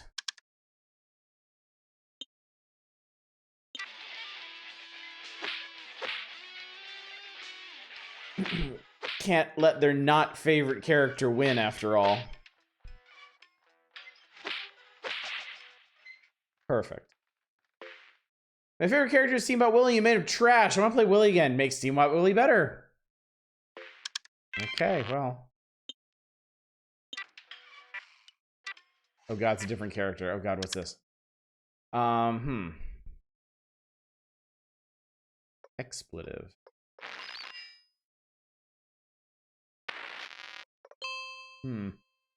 Advice I do enjoy as a career person, 25% of advice feedback will help you. 50% is neither good nor bad, and the other 25% is bullshit. I've always maintained that consumers of something can tell you if they like it, but they cannot tell. They can tell you if they like it or dislike it, but they can't tell you why. It is honestly a very rare skill to be to give that kind of feedback. I have to admit, though, coding the punches and kicks was everything I had hoped it would be. I'd sit in my office for hours just watching these characters go to town on each other. Sometimes they'd look like they could actually feel it. So you get people who know how to run playtest sessions? Yeah. Yeah, focused playtests are absolutely invaluable. You keep playing about Steambot Willie, he always wins like every time. You gave him a block ability. That's OP. Blocking is too good. Replace it. All right, then.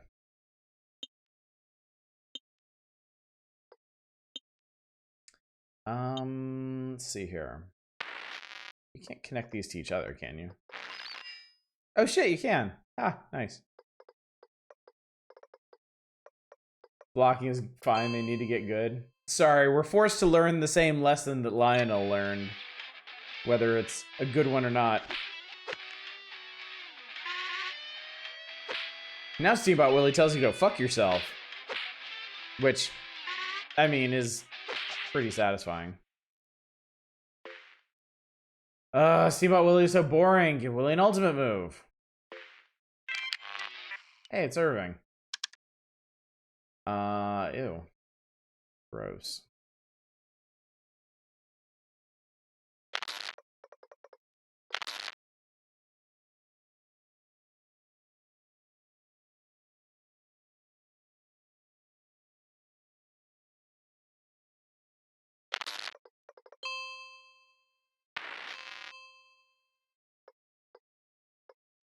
Tell Tyrese to shove it up his ass.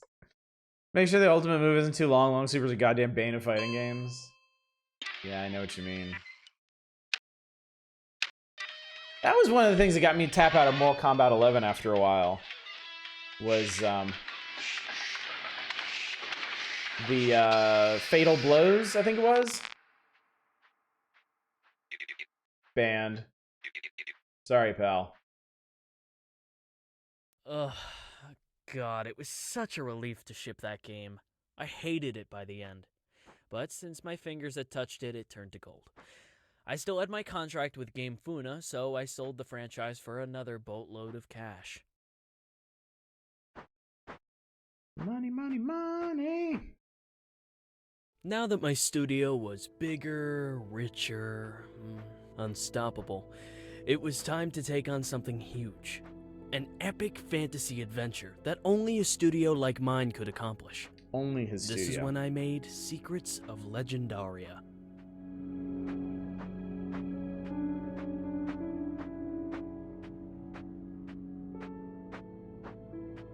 They were drunk as fuck when they did it. I had been pushing the team really hard to finish the game, but see? I rewarded them sometimes. You might have forced them to crunch for months, chat, but hey, free beer! Carla and I were no longer friends. Oof. Actually, that might be putting it lightly. We hated each other. Her ego was just too big to stand in the shadow of my greatness. You don't say. That's an interesting way to put it. There was a heated debate about which character should be Yeah, the star her of ego. Secrets of Legendaria.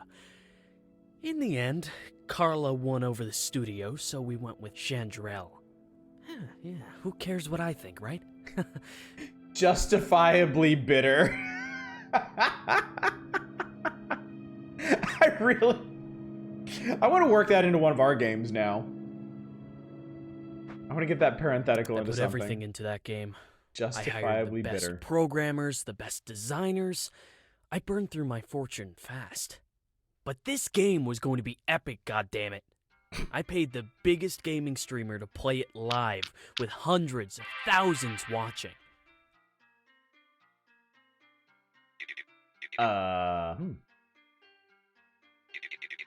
Where's that damn mechanic?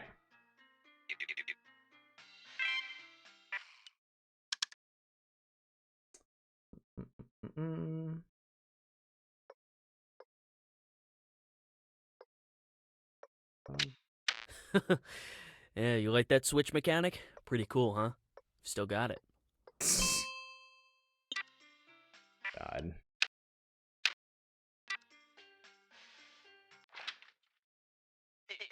Woof. Not again. I said I was done with this stuff after the last two. Hey, Irving! I don't want to be in this stupid puzzle game. How are you holding up, Faceless Joe?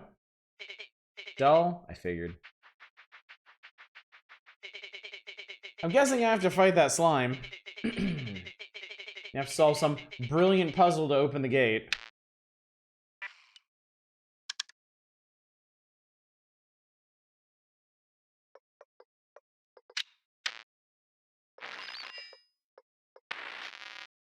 I'm sure you've noticed by now, Lionel's creations don't hold him in very high esteem.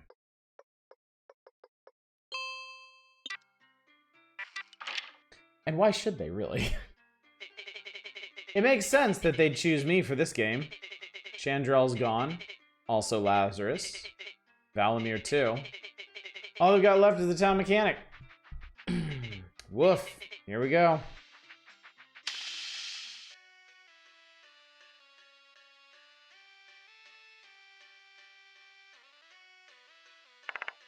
Tough slime was there.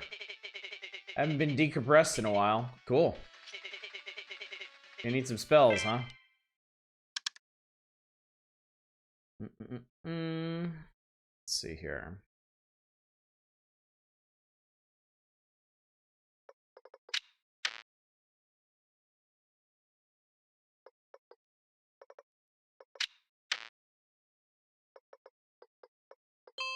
There we go. We got a fire missile.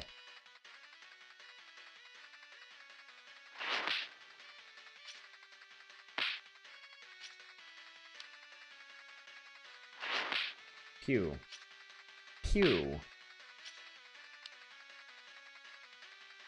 Pew.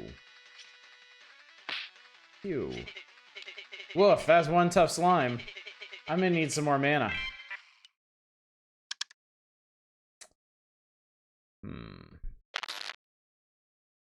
Ah, that's blocked. Alright.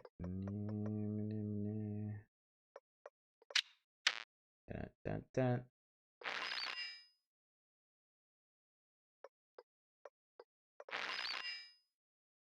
No, we're gonna need to... Oh.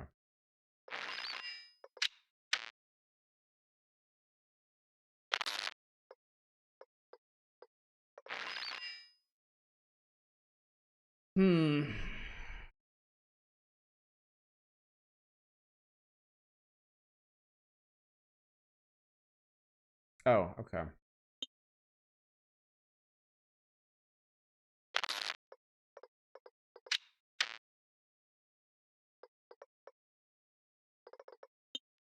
No, actually that was wrong. That was wrong.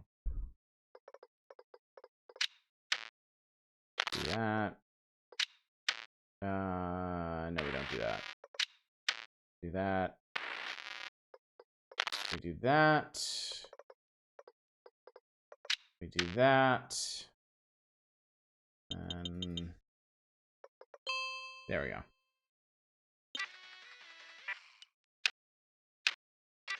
Mana wave. Swing. Doink.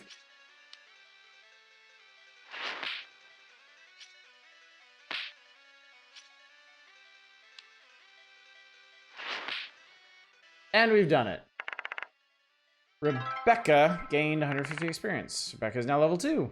The stream had been going alright with the odd hitch or two, but things took a terrible turn for the worst right near the end. It was chaos. Everything's going wrong. Whatever that is, I might need it. All right. Okay. We need that crit boost. All right. That. Swap that.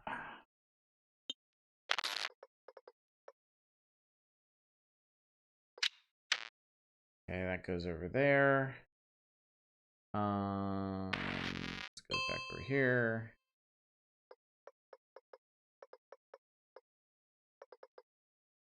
Swap purple. Swap the light blue. Break you. That's as high as that crit boost goes. Alright, can I actually edit this?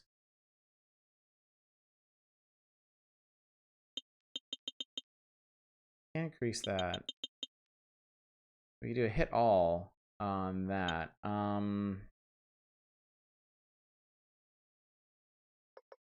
Yeah, I should be fine. Alright. Here we go. So now we made Firestorm. Shoom. Oh, I forgot to... Fuck. I forgot to equip the thing that I was going to use. That's what I actually needed.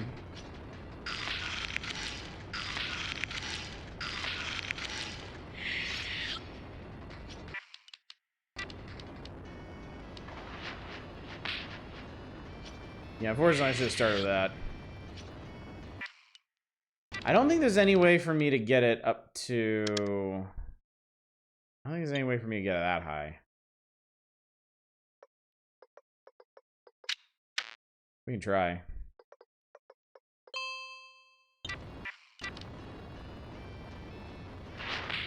Oh shit, that was close. Oh, I think we got it. Miraculous! I've saved the day. Is that it then? Back to the overworld? I guess not. Secrets of Legendaria bombed. Carla had left bugs in there intentionally to sabotage me. Did she? It must have been that, because everything went wrong. And everyone saw it live. The game had no hope of recouping costs, so I took funds from the severance packages and ran. I couldn't even afford my apartment anymore. I moved south to find some cheaper real estate. He took funds from the severance packages and ran. Living in the desert was a miserable experience. I blasted the AC all day, but I was somehow always sweating. I started working on Wasteworld here. It was supposed to be my great comeback. Yeah, the severance packages for the employees. He stole them. And he kind of hit rock bottom anyway. I would wake up, sit in front of my computer, and just stare at the screen with my hands beside the keyboard. After about an hour of that, I'd blow off the rest of the day playing some online game. Real winner.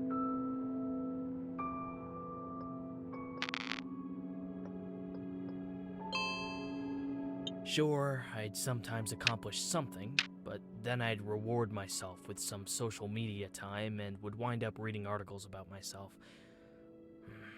They weren't kind to me. And they shouldn't be. Ah, this is kind of a neat sequence. You give yourself the ability to move around the apartment. World. I wanted this area of walk to reflect that experience, so I left it half finished. That also saved me some development time. I don't get along that well with other people. Carla wasn't even a close friend, but I think she might have been my only one.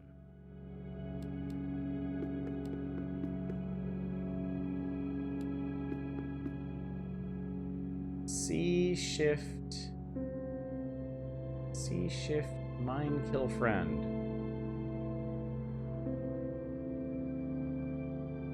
Doesn't actually seem to do anything. Yeah, this is the second game from Daniel Mullins. This is, hey, Sarsaparilla. This is the Hex. Oof. The heat of that godforsaken place. Most days it kept me inside.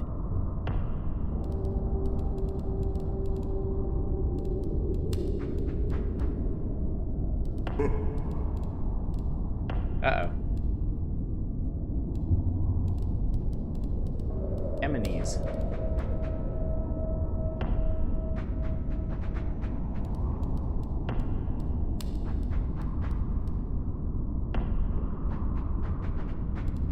Do I have a weapon, or am I just supposed to get the computer? I can move twice as fast as they can, so... I think we just want to...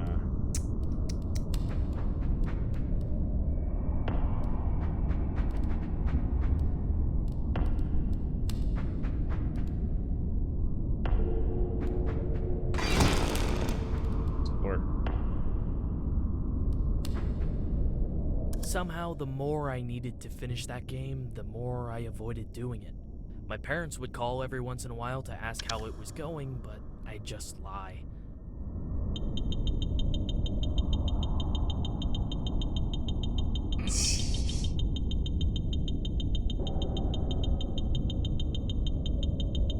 Make as powerful as possible. Why the hell not? 1006. Nice. No kill like overkill.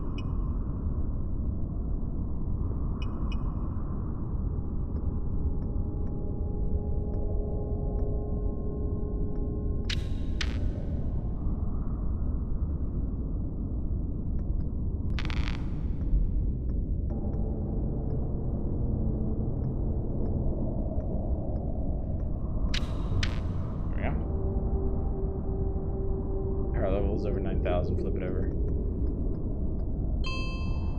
There we go.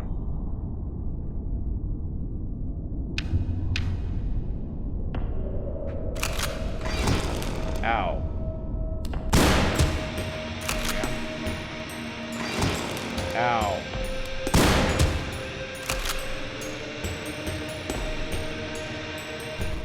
The final straw was those idiotic modders. They took my half-finished game and made a goddamn mockery of it. Aliens in a post-apocalyptic Wild West. It made no sense. If I couldn't finish the game myself, I sure as hell wasn't going to let them do it for me.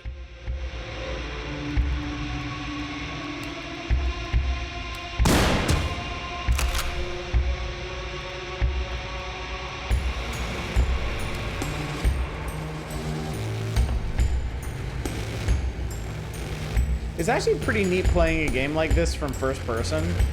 It's one of the more interesting takeaways from this, I think. Getting the legal documents drawn up to take on those modders really fired me up. It was just what I needed to bring those lowlives to task. Those gormless basement dwellers were going Gormless? to pay every attempt. He goes on like that for a while. You must be tired of hearing that voice. We're mere pawns to him. But you can change that. Listen to me. This is important. When you see a door of light, walk back to whence you came and look to your right. Now let's see how far I can skip you forward. And that's how I programmed the blood particles. I think it really contributed to the visceral pleasure of Vicious Galaxy 2, making it the obvious standout in the series. My only gripe with the game was the designs of the main characters. They're too old. But everyone wanted the same boring space marines from Vicious Galaxy 1.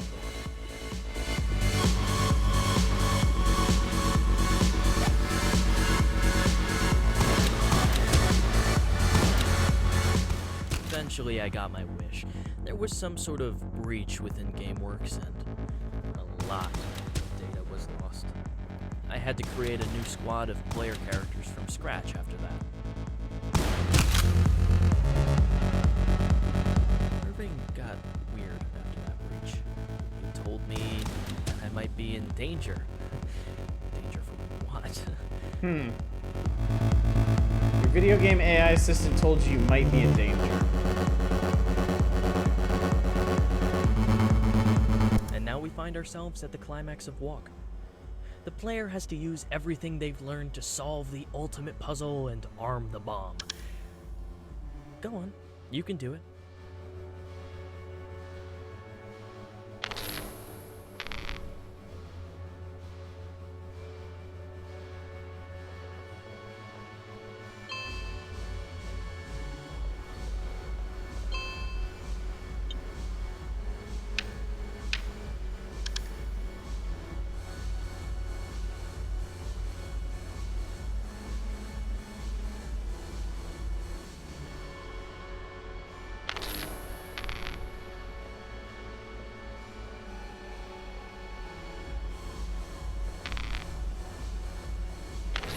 Oh god, that is so... Wow, okay. That had the potential to be really fucking confusing. The book in my library is digital about how to draw on the manga art style. It's only about how to do so with ears. It's amazing. Oh, This God. probably looks daunting. It does. Switches, those creepy eye things, and a splitter all in one puzzle. But it's the last one, I promise. Sure it is, buddy. I'm sure it is.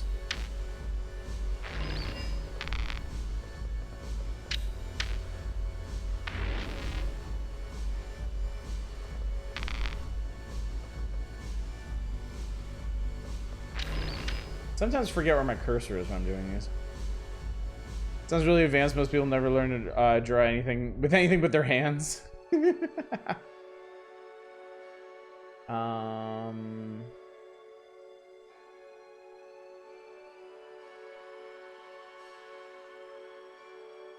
Oh, and then I gotta reset it. Okay. All right.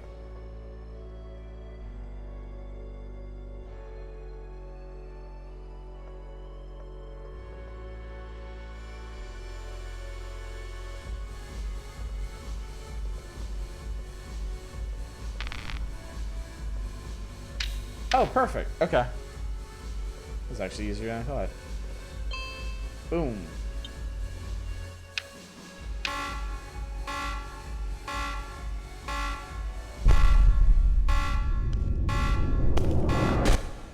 Boom. You know, I had to lower the difficulty of that puzzle like 10 times before the average player could solve it. But great job, you figured it out. You win.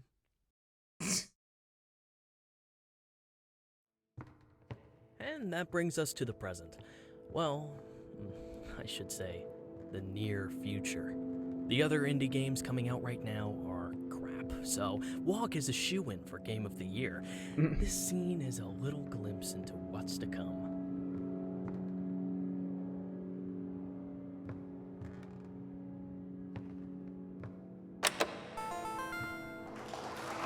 The end. Thanks for playing, I guess. At this point, you just have to walk toward the white door frame and the credits roll. And, hey, I'm glad you turned on the developer commentary. I hope my story was as much an inspiration to you as it is to me. This is Lionel Snill, signing off. Did you get all that? Alright, good. Let's get out of here.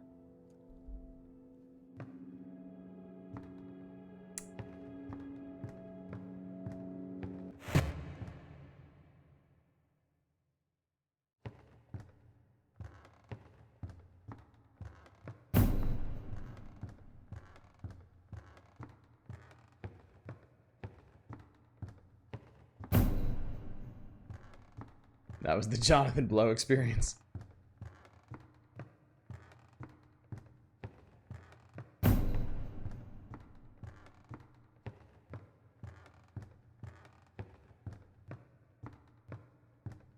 That Osh said he wouldn't return to the witness. Was not my first game. That was my count. See, first game.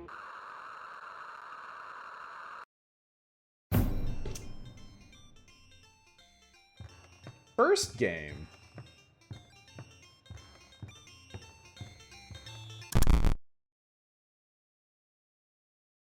Root beer tender.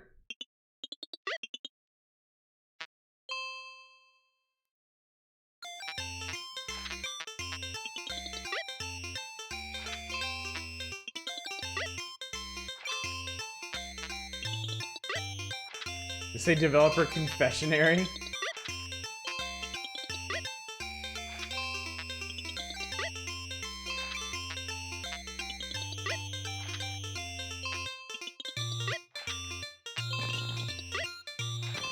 Uh-oh.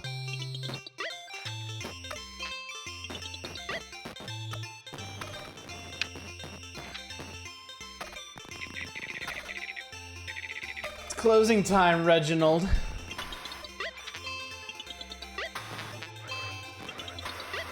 Say, that can't be. It's not even dark yet. It's closing time forever.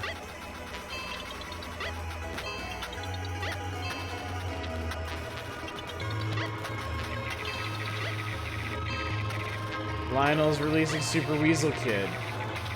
Can't have some root beer game marring his reputation. Trying, man. I'm trying. Stay with me, Reggie. You must be mistaken. Lionel loves root beer, and he loves me. Lionel wants this. I won't leave. Very well.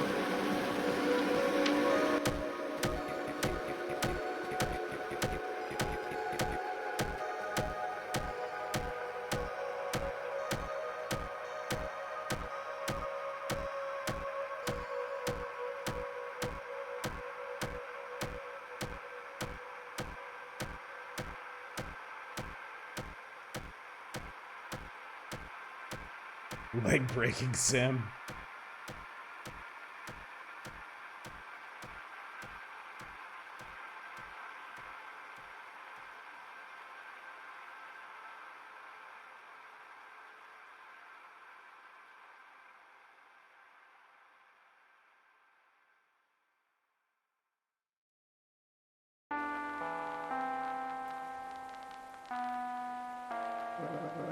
You've seen it all now, haven't you? And you understand why we are gathered here. You have an important role to play in this, so I hope you are ready.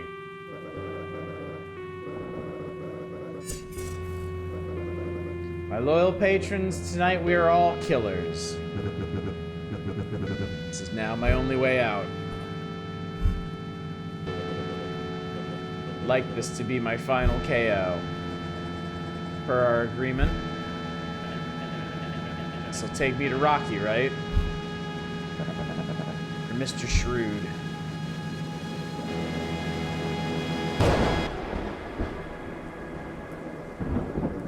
Go on. It's your turn.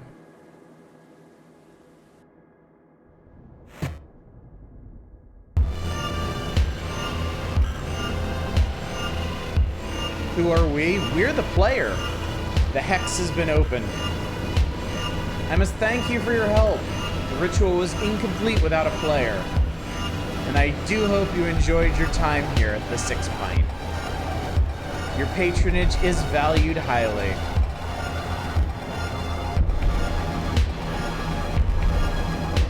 Now, if you'll excuse me, it's time for me to make my maker.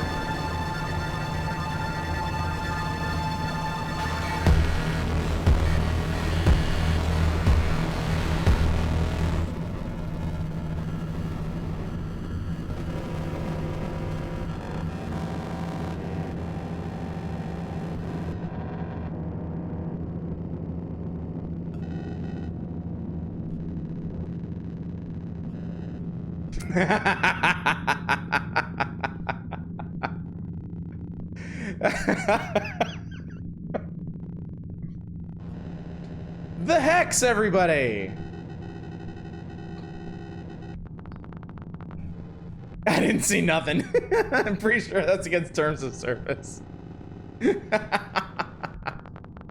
And nothing of value was lost. So this is why this game is so brilliant. This is why this game is so brilliant. It came out, I feel like kind of in the big wash of like haunted video games as they were really starting to explode. This is basically a haunted video game from the opposite side.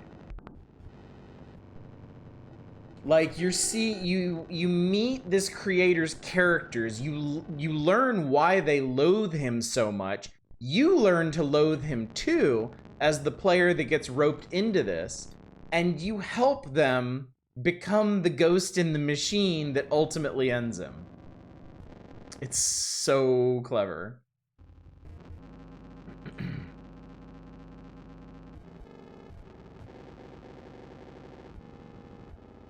Ending weirdly feels very AVGN.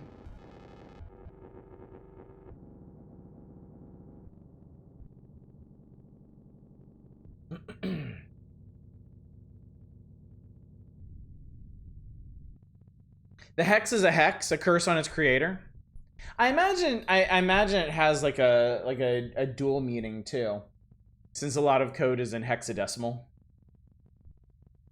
and kind of forms the bridge between the material world and the programmed world. And a hexagon. Yeah. Because there were, discounting Reggie, who organized the whole thing, it was 6 people who came together to do this. I was wondering what the title of the game meant. Yeah, something like this. It has layers to it. It can mean a lot of different things. Few hexagons obscure the alternate meanings, yeah. This guy and Dave Szymanski should make a game together.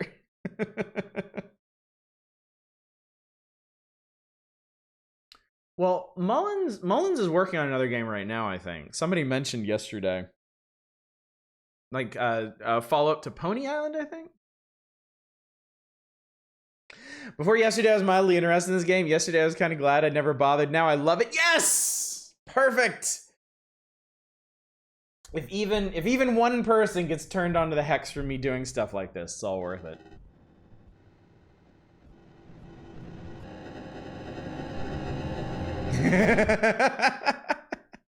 Now that's the other thing, and also the game just like crashes out after that, which is the perfect ending to it. So,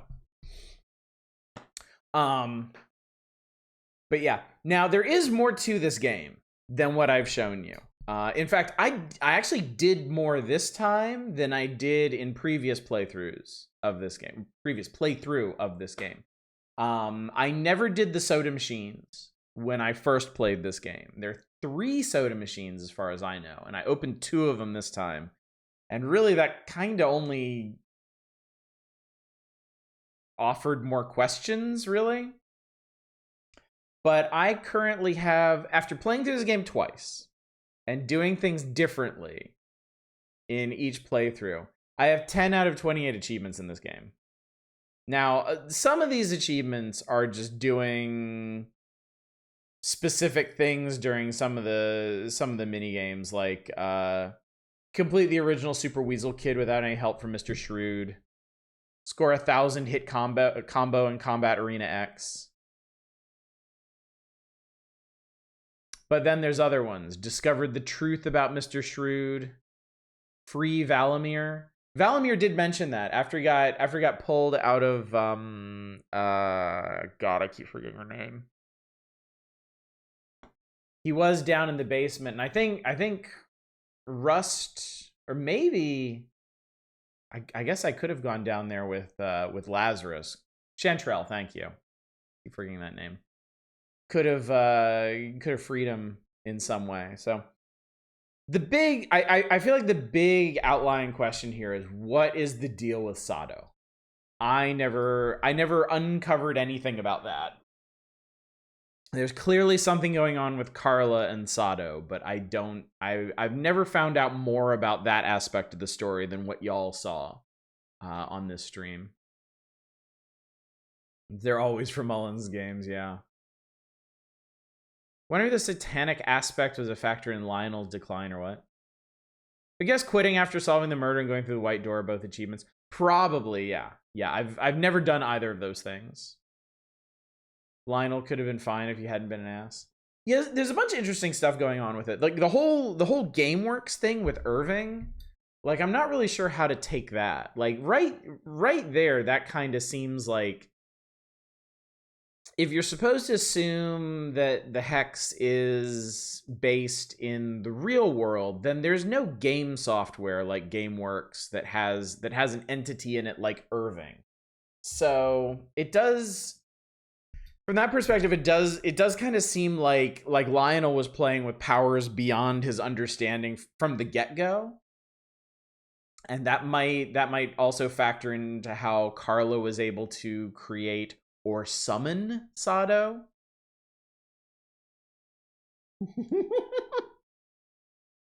The most unbelievable portion of the game is a video game CEO getting any sort of comeuppance.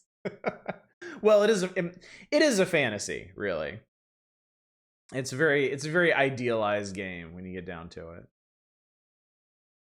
But yeah. I want to translate the runes in the spell, or we'll go find someone else. Oh, I'm sure somebody's done it, yeah. This is one of those games where I don't want to delve into the guide section on Steam, because I don't want to spoil anything for myself. There's a bit of ARG in this too. So that's one thing about Mullins' games. I'm gonna put the music back on since we're here. And we're just chatting.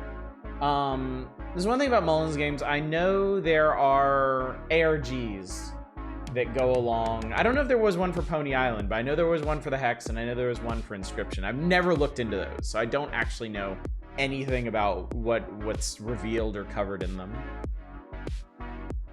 So this game supposes that creative works are its own form of divine action. Oh, definitely, yeah. Yes, that's definitely central to the concept. Irving was an AI, so it's possible the intelligence was demonic. I mean, on the other hand, it may not need to be explained necessarily, because the whole game presupposes that there's a sort of like Toy Story Wreck-It Ralph-esque like video game universe where all the characters who are created can kind of hang out and live their own lives and have jobs based on the games they appear in. So unless that's explicitly some kind of development from GameWorks, if that somehow springs from Irving, then it's just the way video games work in the world of the Hex. And I'm fine either way. That, to me, that's not one of the central mysteries of this. Yes, and they were just very justifiably bitter. Absolutely.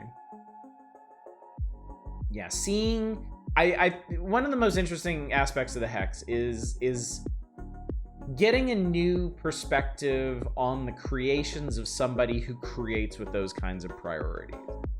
I think that can be I think that can be something that's easily obscured when hearing stories about abusive developers and whatnot.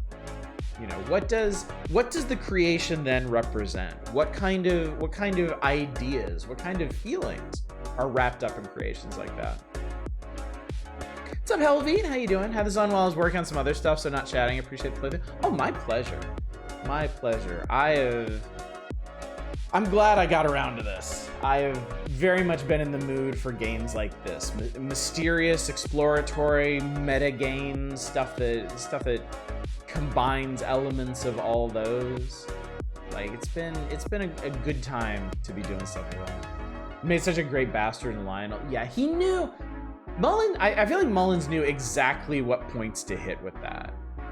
I feel like he knew what makes a real asshole creator. The priorities, the arrogance, the short-sightedness. Don't think Irving is satanic. Might even say GameWorks is not satanic. I think SMT might work well in the settings. It seems computers can interface with demons. Yeah, I would be curious to know where the line is between how things are intended to work in the world of the Hex and where they got out of hand. Obviously, Sato was out of hand. Like, even the other game characters were like, what in the Christ is going on with this thing? But was the environment for the game characters, was GameWorks interaction with them, was that all normal and expected? Lionel is very hateable, yeah. Never seen Frog Fractions, but I'd like to know. So I never played the original Frog Fractions. We did a stream one night.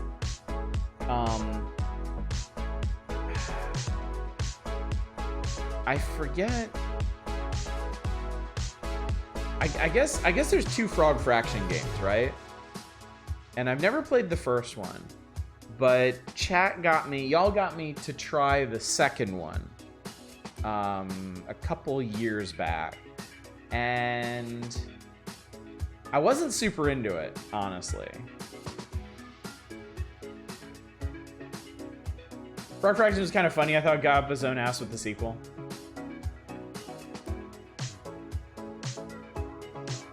I just know I guess I might as well show you. The one that's on Steam, the one that I know. If I remember the name correctly.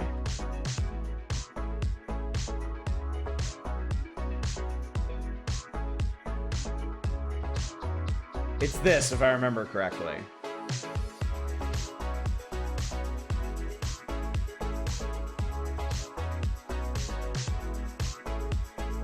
But yeah, the whole thing with Frog Fractions is it's presented as an entirely different game.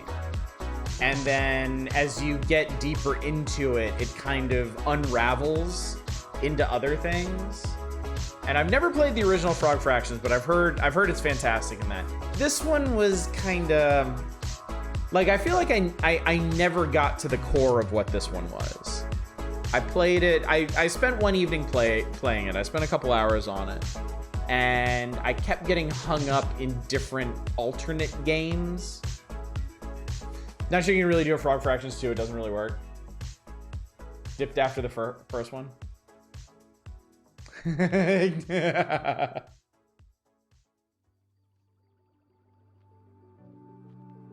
So maybe sometime, Chad. Maybe sometime we should play the original Frog Fractions.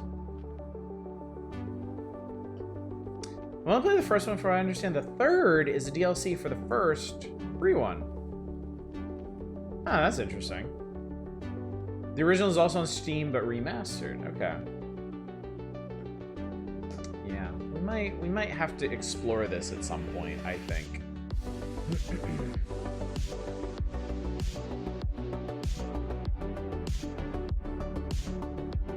Series of the Frog Fraction 2 Carmen Sandiego homage is brilliant. Yeah, I never got to that point. I think I would have liked to have seen that. But yeah. There's certainly nothing stopping me from going back to it at some point and seeing if I can't get more out of it. Especially when I'm in a mood like this, where I'm in the mood to suss stuff out, root out some mysteries and such. So, but I mean, there's a fair number of games like that we can crack into. I was talking a lot about Wooden Ocean last night, and how I think that's going to be not too far off in our future. Because I've had a long-standing curiosity about that game, and I have streamed that. I did spend one night streaming that and ran across some really bizarre stuff in it. So, but yeah, this is kind of the place I'm in right now. Like, I really enjoyed Dread Delusion because I really enjoyed unraveling the story in that. Like, the two big things for me, it was so creative, it was so unique, and it was also so well done. It had such interesting conflicts in it. Guess you play it, I wouldn't mind. Never heard Wooden Ocean until you mentioned it yesterday, and it looks wild. Dude, I know, right? Like, how many... Now I'm thinking about it again.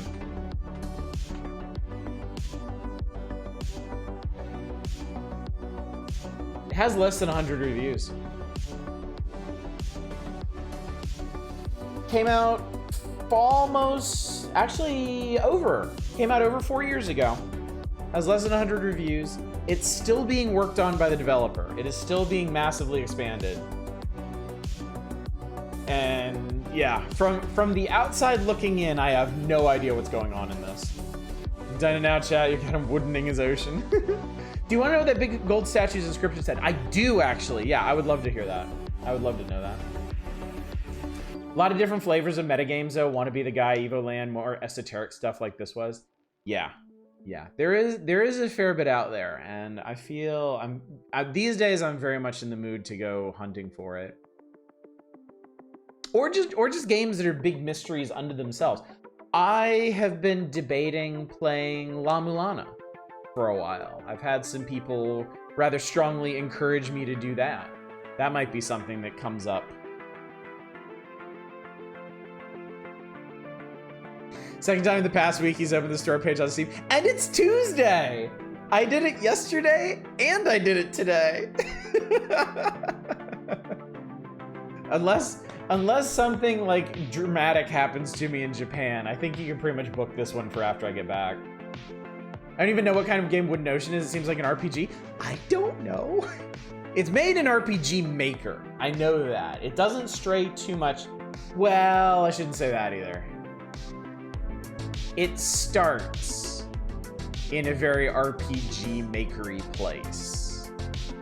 But I did find some things when we streamed it long ago that started to stray away from that. Love to see some La Milana. I'm always down to watch someone suffer through La Milana 1 and 2. Takes a lot of thinking and notes. It just looks like Spelunky for some reason. No, I have played... Hang on. How much of La Milana have I played? Because I have it. I have played some of it. 4 hours. I have 4 hours. Oh, I guess it recently attracted some people that aren't its target demographic. So I have played, I have gotten 4 hours into La Milana, which I imagine probably isn't far enough to really get the full scope of the mysteries and weirdness to deal with. But the nice thing about streaming is that if I get stuck, if I have trouble, I have all of you to lean on. And I'm certain with a game like this, I will very quickly reach points where people are just losing their minds wanting to tell me what to do next. So 4 hours is next to nothing. 4 hours is maybe just getting into the game. It was far enough for me to get into the temple and fall down some big pit that I couldn't really get out of again. So there was that. To be honest, I don't think you can solve La Milana without a walkthrough. A lot of the puzzles in it are jerks.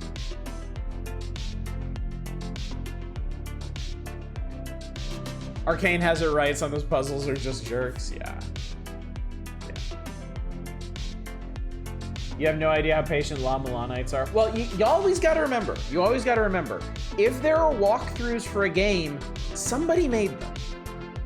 Somebody figured this shit out first. There are people out there who can do that. And I think we're all aware. There are people out there who have the patience to figure out anything in any game.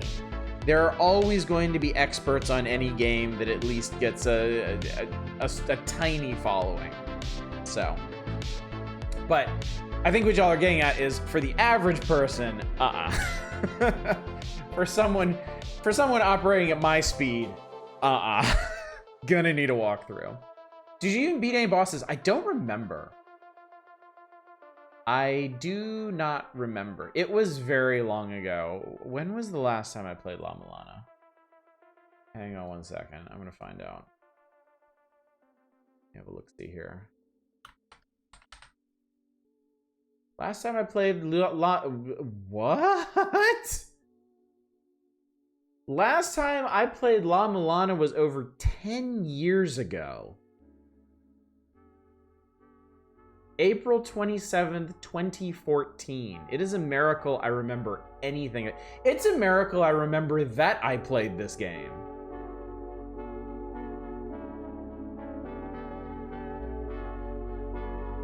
Because La Milana did not originally release on Steam, right?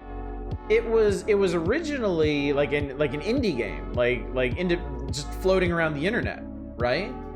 It was around for a long time before Playism finally put it on Steam, but that was all the way back in 2013. This is a remake of the freeware original. There you go. Doesn't mean one person solved it all. Cooperative play only requires people to be able to talk. And that's true too. But people did have to figure out the individual components of it. And if the original folks who sussed out La Milana did it communally, well, guess what I fucking got right here? I've got a whole channel of communally minded people, so we can have the true La Milana experience. The original Japanese version was freeware back around 2007 or so. Yes, that is also key. I have a lot of people here who love to watch me suffer. So, it's kind of the total package. If I get stuck in and struggle in La Milana, y'all can let me suffer just enough to satiate you before drip feeding what I need to move on to the next period of suffering. The original was not too long after Cave Story. Yeah, and then Cave Story. God, I remember Cave Story's like Cave Story's not 20 years old, is it? It's got to be close at this point. You know, we need. I saw another streamer uses a great effect. What's that, Manic? Maybe an upper limit on my ability to appreciate suffering. I don't think I've ever played anything that could really test those limits, honestly. There are games so much harder and so much worse than the stuff I put on this channel. Cave Story is the literal beginning of history. A safe word, something you say when you actually want help. I try to make it clear when I'm being earnest, but yeah, that honestly might not be the worst idea in the world, is to have a keyword that I say when I actually want you to spoil something. It is in fact 20 years old. Original Cave Story was 2004. Fascinating. Fascinating. Also totally not me about to turn to dust and blow away in the wind at the knowledge of that. It's getting easier to accept just how old I am, honestly. Like remembering that things that I played in college really were that long ago. Safe word for all this masochism play. I mean, you're not far off from the truth, really. Use some kind of code word for when you're asking for help versus thinking out loud. Yeah, that's actually, yeah, that's pretty reasonable, honestly. That is a pretty reasonable idea.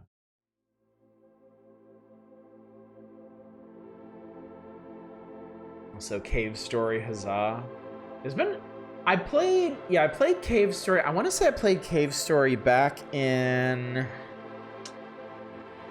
Okay, so I didn't actually play that many like weird random indie games back in college. I got on some fringe stuff. Like I played You're getting a gaming history lesson from me right now, chat, that I haven't really talked about in a long time. In college, I mostly played like World of Warcraft and big releases, Half-Life 2, and I remember I have vivid memories of playing No One Lives Forever 2 in my dorm. And also like Final Fantasy X stuff. Lots of major releases. But I had friends who were into more fringe stuff, and they got me trying stuff like, I remember I played the original Melty Blood. Because we were all real big into fighting games. I played the original Melty Blood on a friend's computer. We played on a Ragnarok Online private server. Because we were all kind of taken. There were a couple of us that were rather taken with that game, but we didn't want to actually subscribe for something like that.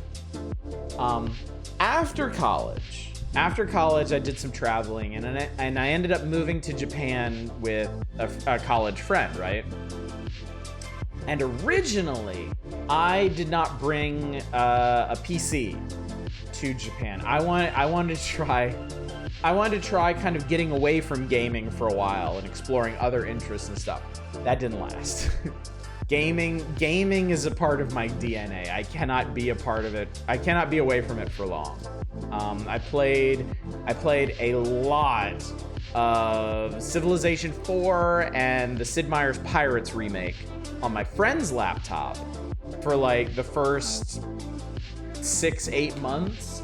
Until I ordered a laptop of my own. And then I got back into Steam gaming when that was really starting to explode with like seasonal sales and bundles and all that stuff. But having as much free time as I did in Japan, I also started to really explore indie and freeware stuff from around the internet. And that is most notably when I got into roguelikes. I started playing, I found and started playing NetHack pretty seriously. And then from researching other roguelikes similar to it, that's how I found my true love in the roguelike space, Ivan. Which, if you don't know Ivan, oh Jesus. Every game of Ivan is an adventure. You want to talk about suffering. But that also led me to other places. I played Cave Story. I played the original freeware version of Spelunky. I played the Knit games. I played like everything Niffless put out. But yeah, the Knit games were real big about that. I guess that probably would have been the last time I talked about this. Would have been the last time we streamed Knit, which was a couple years ago at this point, I think. You don't know Ivan is Russian Jackbox affiliate, right? Ivan, where beating the game is considered a bug that needs to be patched out. Oh god. The early indie years were so cool. I played, what the hell was that one game? No, I'm gonna look it up. I'm not gonna embarrass myself by trying to describe it. And then I did myself the service of reviewing it on my website, so I would never forget about it again. Where are you? Meritus. I don't know if any of y'all know Meritus. It's like massive, sprawling, indie, monochromatic Zelda. God, I love that game. Stuff within a deep story, Knit soundtrack in my head, and we'll probably have it forever. Knit is really, really special to me. Knit and Knit Stories.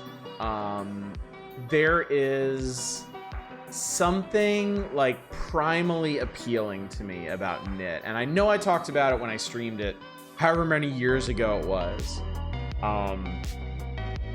But yeah, there is something just quintessentially perfect about both the original Knit, the exploration and traversal in that game, and just the overall vibe of it. But then also in Knit Stories, like translating that vibe into something wide open for people to develop, and the many different stories and experiences that came out of that. It's spelled, yeah, that's Knit. Yeah. There are, if I recall, there are 3 Knit games. There's the original Knit, there's Knit Stories, which is kind of like a Mario Maker. It's Mario Maker before Mario Maker. It was the Knit engine, but with the editor built into it, and a framework for people to create their own stories and distribute them. Not through the game itself, but through a website, which actually persists. Apparently, according to the creator, the K isn't silent. Oh, it's Knit. Well, that's cute too. And then, there's Knit Underground, which is on Steam, which is one of the most massive and bewildering, not quite Metroidvanias that I've ever played. I love this game, and I really should stream it for y'all sometime. It's also, as people are saying, it's $1.04. Every single one of you in chat should buy this. I would strongly recommend it. I will say it has a very different vibe from the other Knit games. And part of that is some very weird writing in it. But if you enjoyed the other Knit games, or if you just want to go exploring in a massive, sprawling, platforming world with some bizarre-ass mysteries in it, this is your game. You will get far more than $1.04 of value out of it. Are you still a little Knit creature? Yes. There is a twist to it, but yes. This Knit Underground also has ties to the previous Knit games and Within a Deep Forest, which really kind of enhanced the experience for me. And if you get into it, there is some crazy stuff to try and work out in this. Oh my god, we could be a ball? Stranger things have happened, haven't they? But yeah, I love Nifflus's games. Something about the vibe. I'm sure we've all had this experience. Like in the vast expanse of indie games and freeware games out there, like sometimes you'll be recommended something. Some game that your friends are like, this game is amazing, it's super cool, you gotta give it a try, and you try it, and it just doesn't feel right. It just doesn't click right for you. Something about it feels cheap or janky, or the tone is off, or it just doesn't look, whatever, right? I totally forgot where I was going with this. I can't remember the last time my train of thought derailed that badly. Where was I going with that?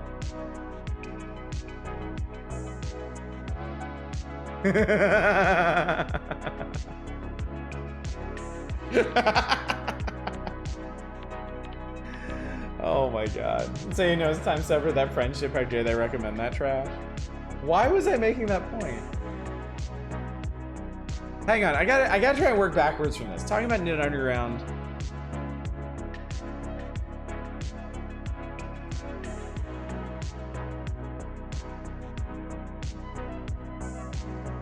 Okay, I think I know what I was trying to say about this. Some indie games, the feel of them doesn't click for you. Knit Underground felt like that at first to me, because I was so used to the simple, colorful vibe of Knit and Knit Stories, right? But this one really, really grew on me. It really did click with me. It just took more time. Sometimes for stuff that I know I should love but doesn't click with me, I find a Let's Play from someone I like. Makes sense. It's a good way to do it. So we have streamers like you to play stuff that looks cool, but I can't be arsed to do it myself. I mean, that's the service that I can provide. That is absolutely the service I provide. I do that. That's been our guiding principle since the beginning. It's just the games that we focus on have changed over time. Originally, when I started this channel, it was going to be to show off the games that I was reviewing back when I reviewed games. Because a lot of those were very indie and mostly unknown. Oh, do you want to know what I was going to do tonight after we finish the Hex? Obviously, we don't have time, unfortunately. I'm not going to be able to do it tonight, but if I tell you about it, maybe we can do it when we get back. So, are y'all familiar with a developer, game writer named Jonas Kazrates? I think is his name. Did a bunch of the writing on Talos Principle, a bunch of other games. He made a game a long time ago, way back. Well, 2016, actually more recent than some of the stuff we've been talking about, called The Sea Will Claim Everything, which is a really, really interesting point-and-click adventure set in his own, this world that he cooked up, the Land of Dreams, which he's fleshed out through a lot of different projects. So I played through this a long time ago, back in 2017. And it's a pretty interesting game. I was not going to play this. I was going to play his other game that you may not know about, called Omega Land.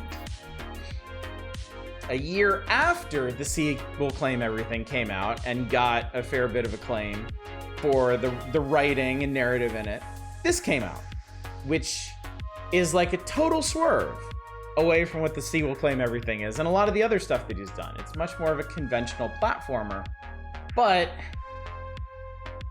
much like the Hex and other stuff we've been playing lately, there is a lot more to this one than meets the eye.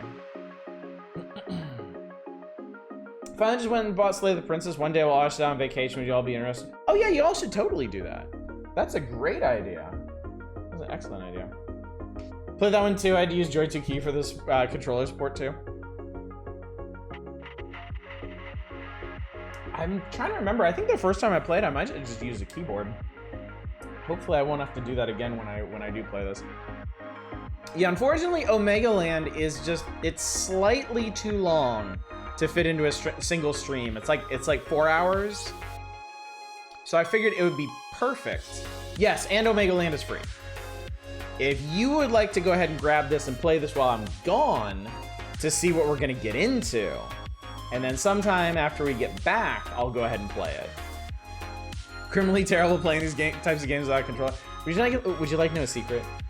It's not much of a secret, but I used to be, I don't know why. I cannot properly explain this to you, but I used to just be against controllers for PC games on general principle, and I don't know why. It was stupid. I think part of it might have been I just had I had a bad run of controllers. Early PC controllers were not great, and I would say honestly until the Xbox 360 controllers, there was no great super reliable standby for PC controllers. I had 1 or 2 Logitech controllers and hated both of them. I know some people swear by those and still do, but it just didn't work for me. So when I was playing those indie platformers like Cave Story and Spelunky, I originally played those on keyboard. And I actually did manage to beat Spelunky on keyboard. Used to be a lot better on keyboard than I am now, because now I have nice controllers and I just fucking use those now. Yeah, 8BitDo is a dream compared to those. Yeah, this thing. Oh god, I love this thing. I love this thing so much. It feels so good on every level. Is Omega Land in a version like? No. Omega Land goes in a very different direction from Eversion, I would say. Yeah, I like what $10 says. Not really like Eversions. Welcome Eversion family reunions. Being forced to buy a peripheral can feel like an imposition. And remember, back in the day, when I first started playing stuff on PC was before the USB era. So every peripheral you got for your computer had to connect to some unique, discrete port. And that was awful. That was really, really unpleasant to deal with. Then they normalized everything through USB, and controllers became more accessible, more easily plug and play. But there was no input standard across all of them. So you would have your Logitech controller, and it would work for like 3 of your games out of the box, and the rest of them, it was a total shit show. I just can't play first-person games with a controller. I eventually learned to play first-person games on a controller because for a while, after I left Japan and came back to the United States, I played most of my games on the 360. And most notably, I played Modern Warfare 2 a lot. So I had to get good at first-person shooters on the console. I am pretty sure I have completely lost all of those skills. I think they are just gone. They are vaporized. Because it has been once I could get back on PC and mouse and keyboard, that was it. That's all I wanted. So. Finagling IRQs is a whole thing, even in the Windows 95 era. Oh, you don't have to tell me. I know. My dad, God bless my dad for getting me into PC gaming as early as possible. He had a Commodore 64 before I was born. So I always grew up with a computer in the house. Like we had a 486 during the DOS, the heyday of DOS. My first graphical user interface was Windows 3.1. And then I got to struggle through every iteration of Windows from then on. I think people today don't appreciate how bad analog sticks were before the DualShock. Oh yeah. Yeah, for sure. I feel like I don't know. I would have to go back and try an N64 controller. I feel like those weren't terrible, but man, analog sticks on like third-party controllers for a PC. Oh, Jesus. Half the time they didn't even fucking work. Love my 8-bit Do Ultimate so much I can give it a smooch. Oh man. So yeah, anyway, chat, I think we're done for tonight. It's been a good night. We've accomplished a lot. I mean, we finished the Hex. We've had ourselves a nice little chat, but I think it might be time to pack it. Of all the Windows versions you experienced, which one was your favorite? Probably... What was my favorite Windows version?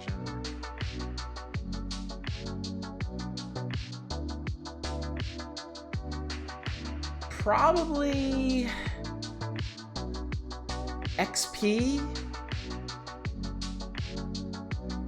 I kind of feel like XP was the sweet spot between systems becoming standardized and easier to manage, but also not being hidden away. The thing that I don't like about Windows anymore is that they hide everything from you. They try to turn everything into these like slick Web3 interfaces when I just want a basic ass window with like the process tree on it, or my devices, or a simple properties window with the information I need. I feel like with each iteration of Windows, the stuff that I actually want to see that's in the guts, the actual like functional parts, gets more and more obfuscated. I feel like XP was probably where they hit the right balance. Windows 8.1 for you, which is a rarity among Windows users, yeah. It always seems to alternate to me. Like 7 was good. People like 7. 8 was not good. 10, I feel like people came around to, and now people hate 11. Like going way back, Windows 3.1 was kind of more of an interesting novelty. You didn't really run your system off of that. You ran it off of DOS, and then you had that. But then like Windows 95, when everything moved over to like fully graphical interface, Windows 95 was a big mess, and then they kind of refined that for Windows 98, and that was okay. But then they had Windows ME. I think ME was after 98, and people hated that thing. That was a big mess. But then after ME, I can't remember if 2000 was after ME or if it was like comparable, if it was like two versions of the same thing. But I definitely like 2000 more than ME. And then after that was it XP after that? Was it ME 2000 XP 7? Is that how it went? Yes. That's the point I'm getting at. Every other Windows is decent. XP was the one you used most as well. Vista, I forgot about Vista. Vista sucked. I remember hating Vista. ME 2000 was the same era when they still divided consumer. Oh, right. There was that split between Windows and Windows NT. Like public consumer Windows and then like business Windows. I understand the reason to forget Vista. Yeah, probably just best to like just push it out of my mind entirely. XP served you well for a long time. I know I was on 98 for a long time. I was on 2000 for a long time, and I was on XP for a long time. XP probably the longest. Those were probably my biggest ones. But yeah. Oh man, the long and troubled history of Windows. Bit concerned they're spinning down 10, but 12 or whatever would be next isn't showing up, right? I think they really want to push people onto 11. I think we reached the phase, like, there's always this honeymoon phase when a new Windows comes out where they're like, yeah, don't get it. It's for the enthusiasts right now. We're still working out all the bugs. Don't worry about it. It'll be fine. upgrade if you want, but it's a work in progress, right? And then after that, you get to the phase where it's free for everybody. Hey, everybody, new Windows is better than ever. We got all the bugs worked out. Come and join us. The water's fine. And then a couple of years down from that, it's like, you haven't upgraded yet. I mean, we'll help you. You're ready, right? You're ready, right? And I think we're kind of getting there with 11. Yeah, we are no longer asking. I know they've kind of been tricking people into upgrading to 11 from 10 with like system updates. Support for 10 ends next year, but my comp can't take 11. Yeah, that's gonna be.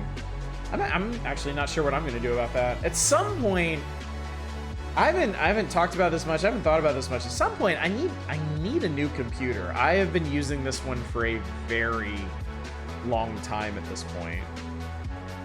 And it's not like it's going bad or anything, but I am starting to reach the limits with certain new games. Like there are some new releases that I just don't really have the option to play. It's always kind of uncomfortable to me to be in that situation. Less so now that I stream and I kind of specialize more in like retro and indie stuff. But there are still modern new releases that I want to play that I'm worried just aren't gonna run right. I would have like Street Fighter 6 was the big one for me. I was fully intending to pick up Street Fighter 6 when it launched. It will not run right on this computer. And I'm not sure why. It might not even necessarily be it might not necessarily be the age of my hardware. It might just be a thing with my specific setup. But still, it's the first indication that might be coming apart.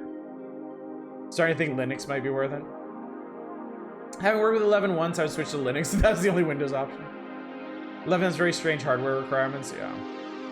Used to use my partner's ancient MacBook to watch stuff in bed sometimes. Stuff like Twitch just decided to say your OS is too old, not being updated more. Fuck you. Yeah. Maybe I should look into Linux. A lot of people are talking about Linux now. Might be the thing to do.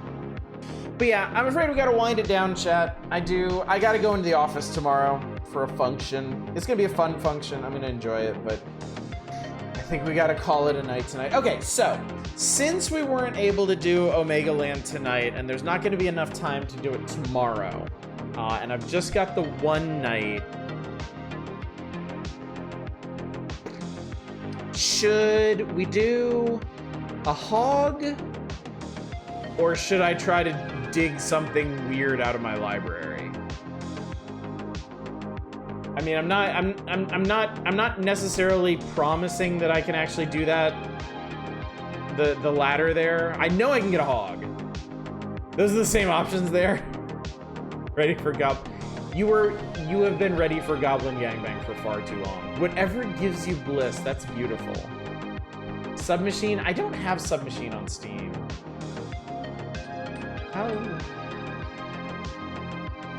Submachine is still like I don't want to say that Submachine is really expensive.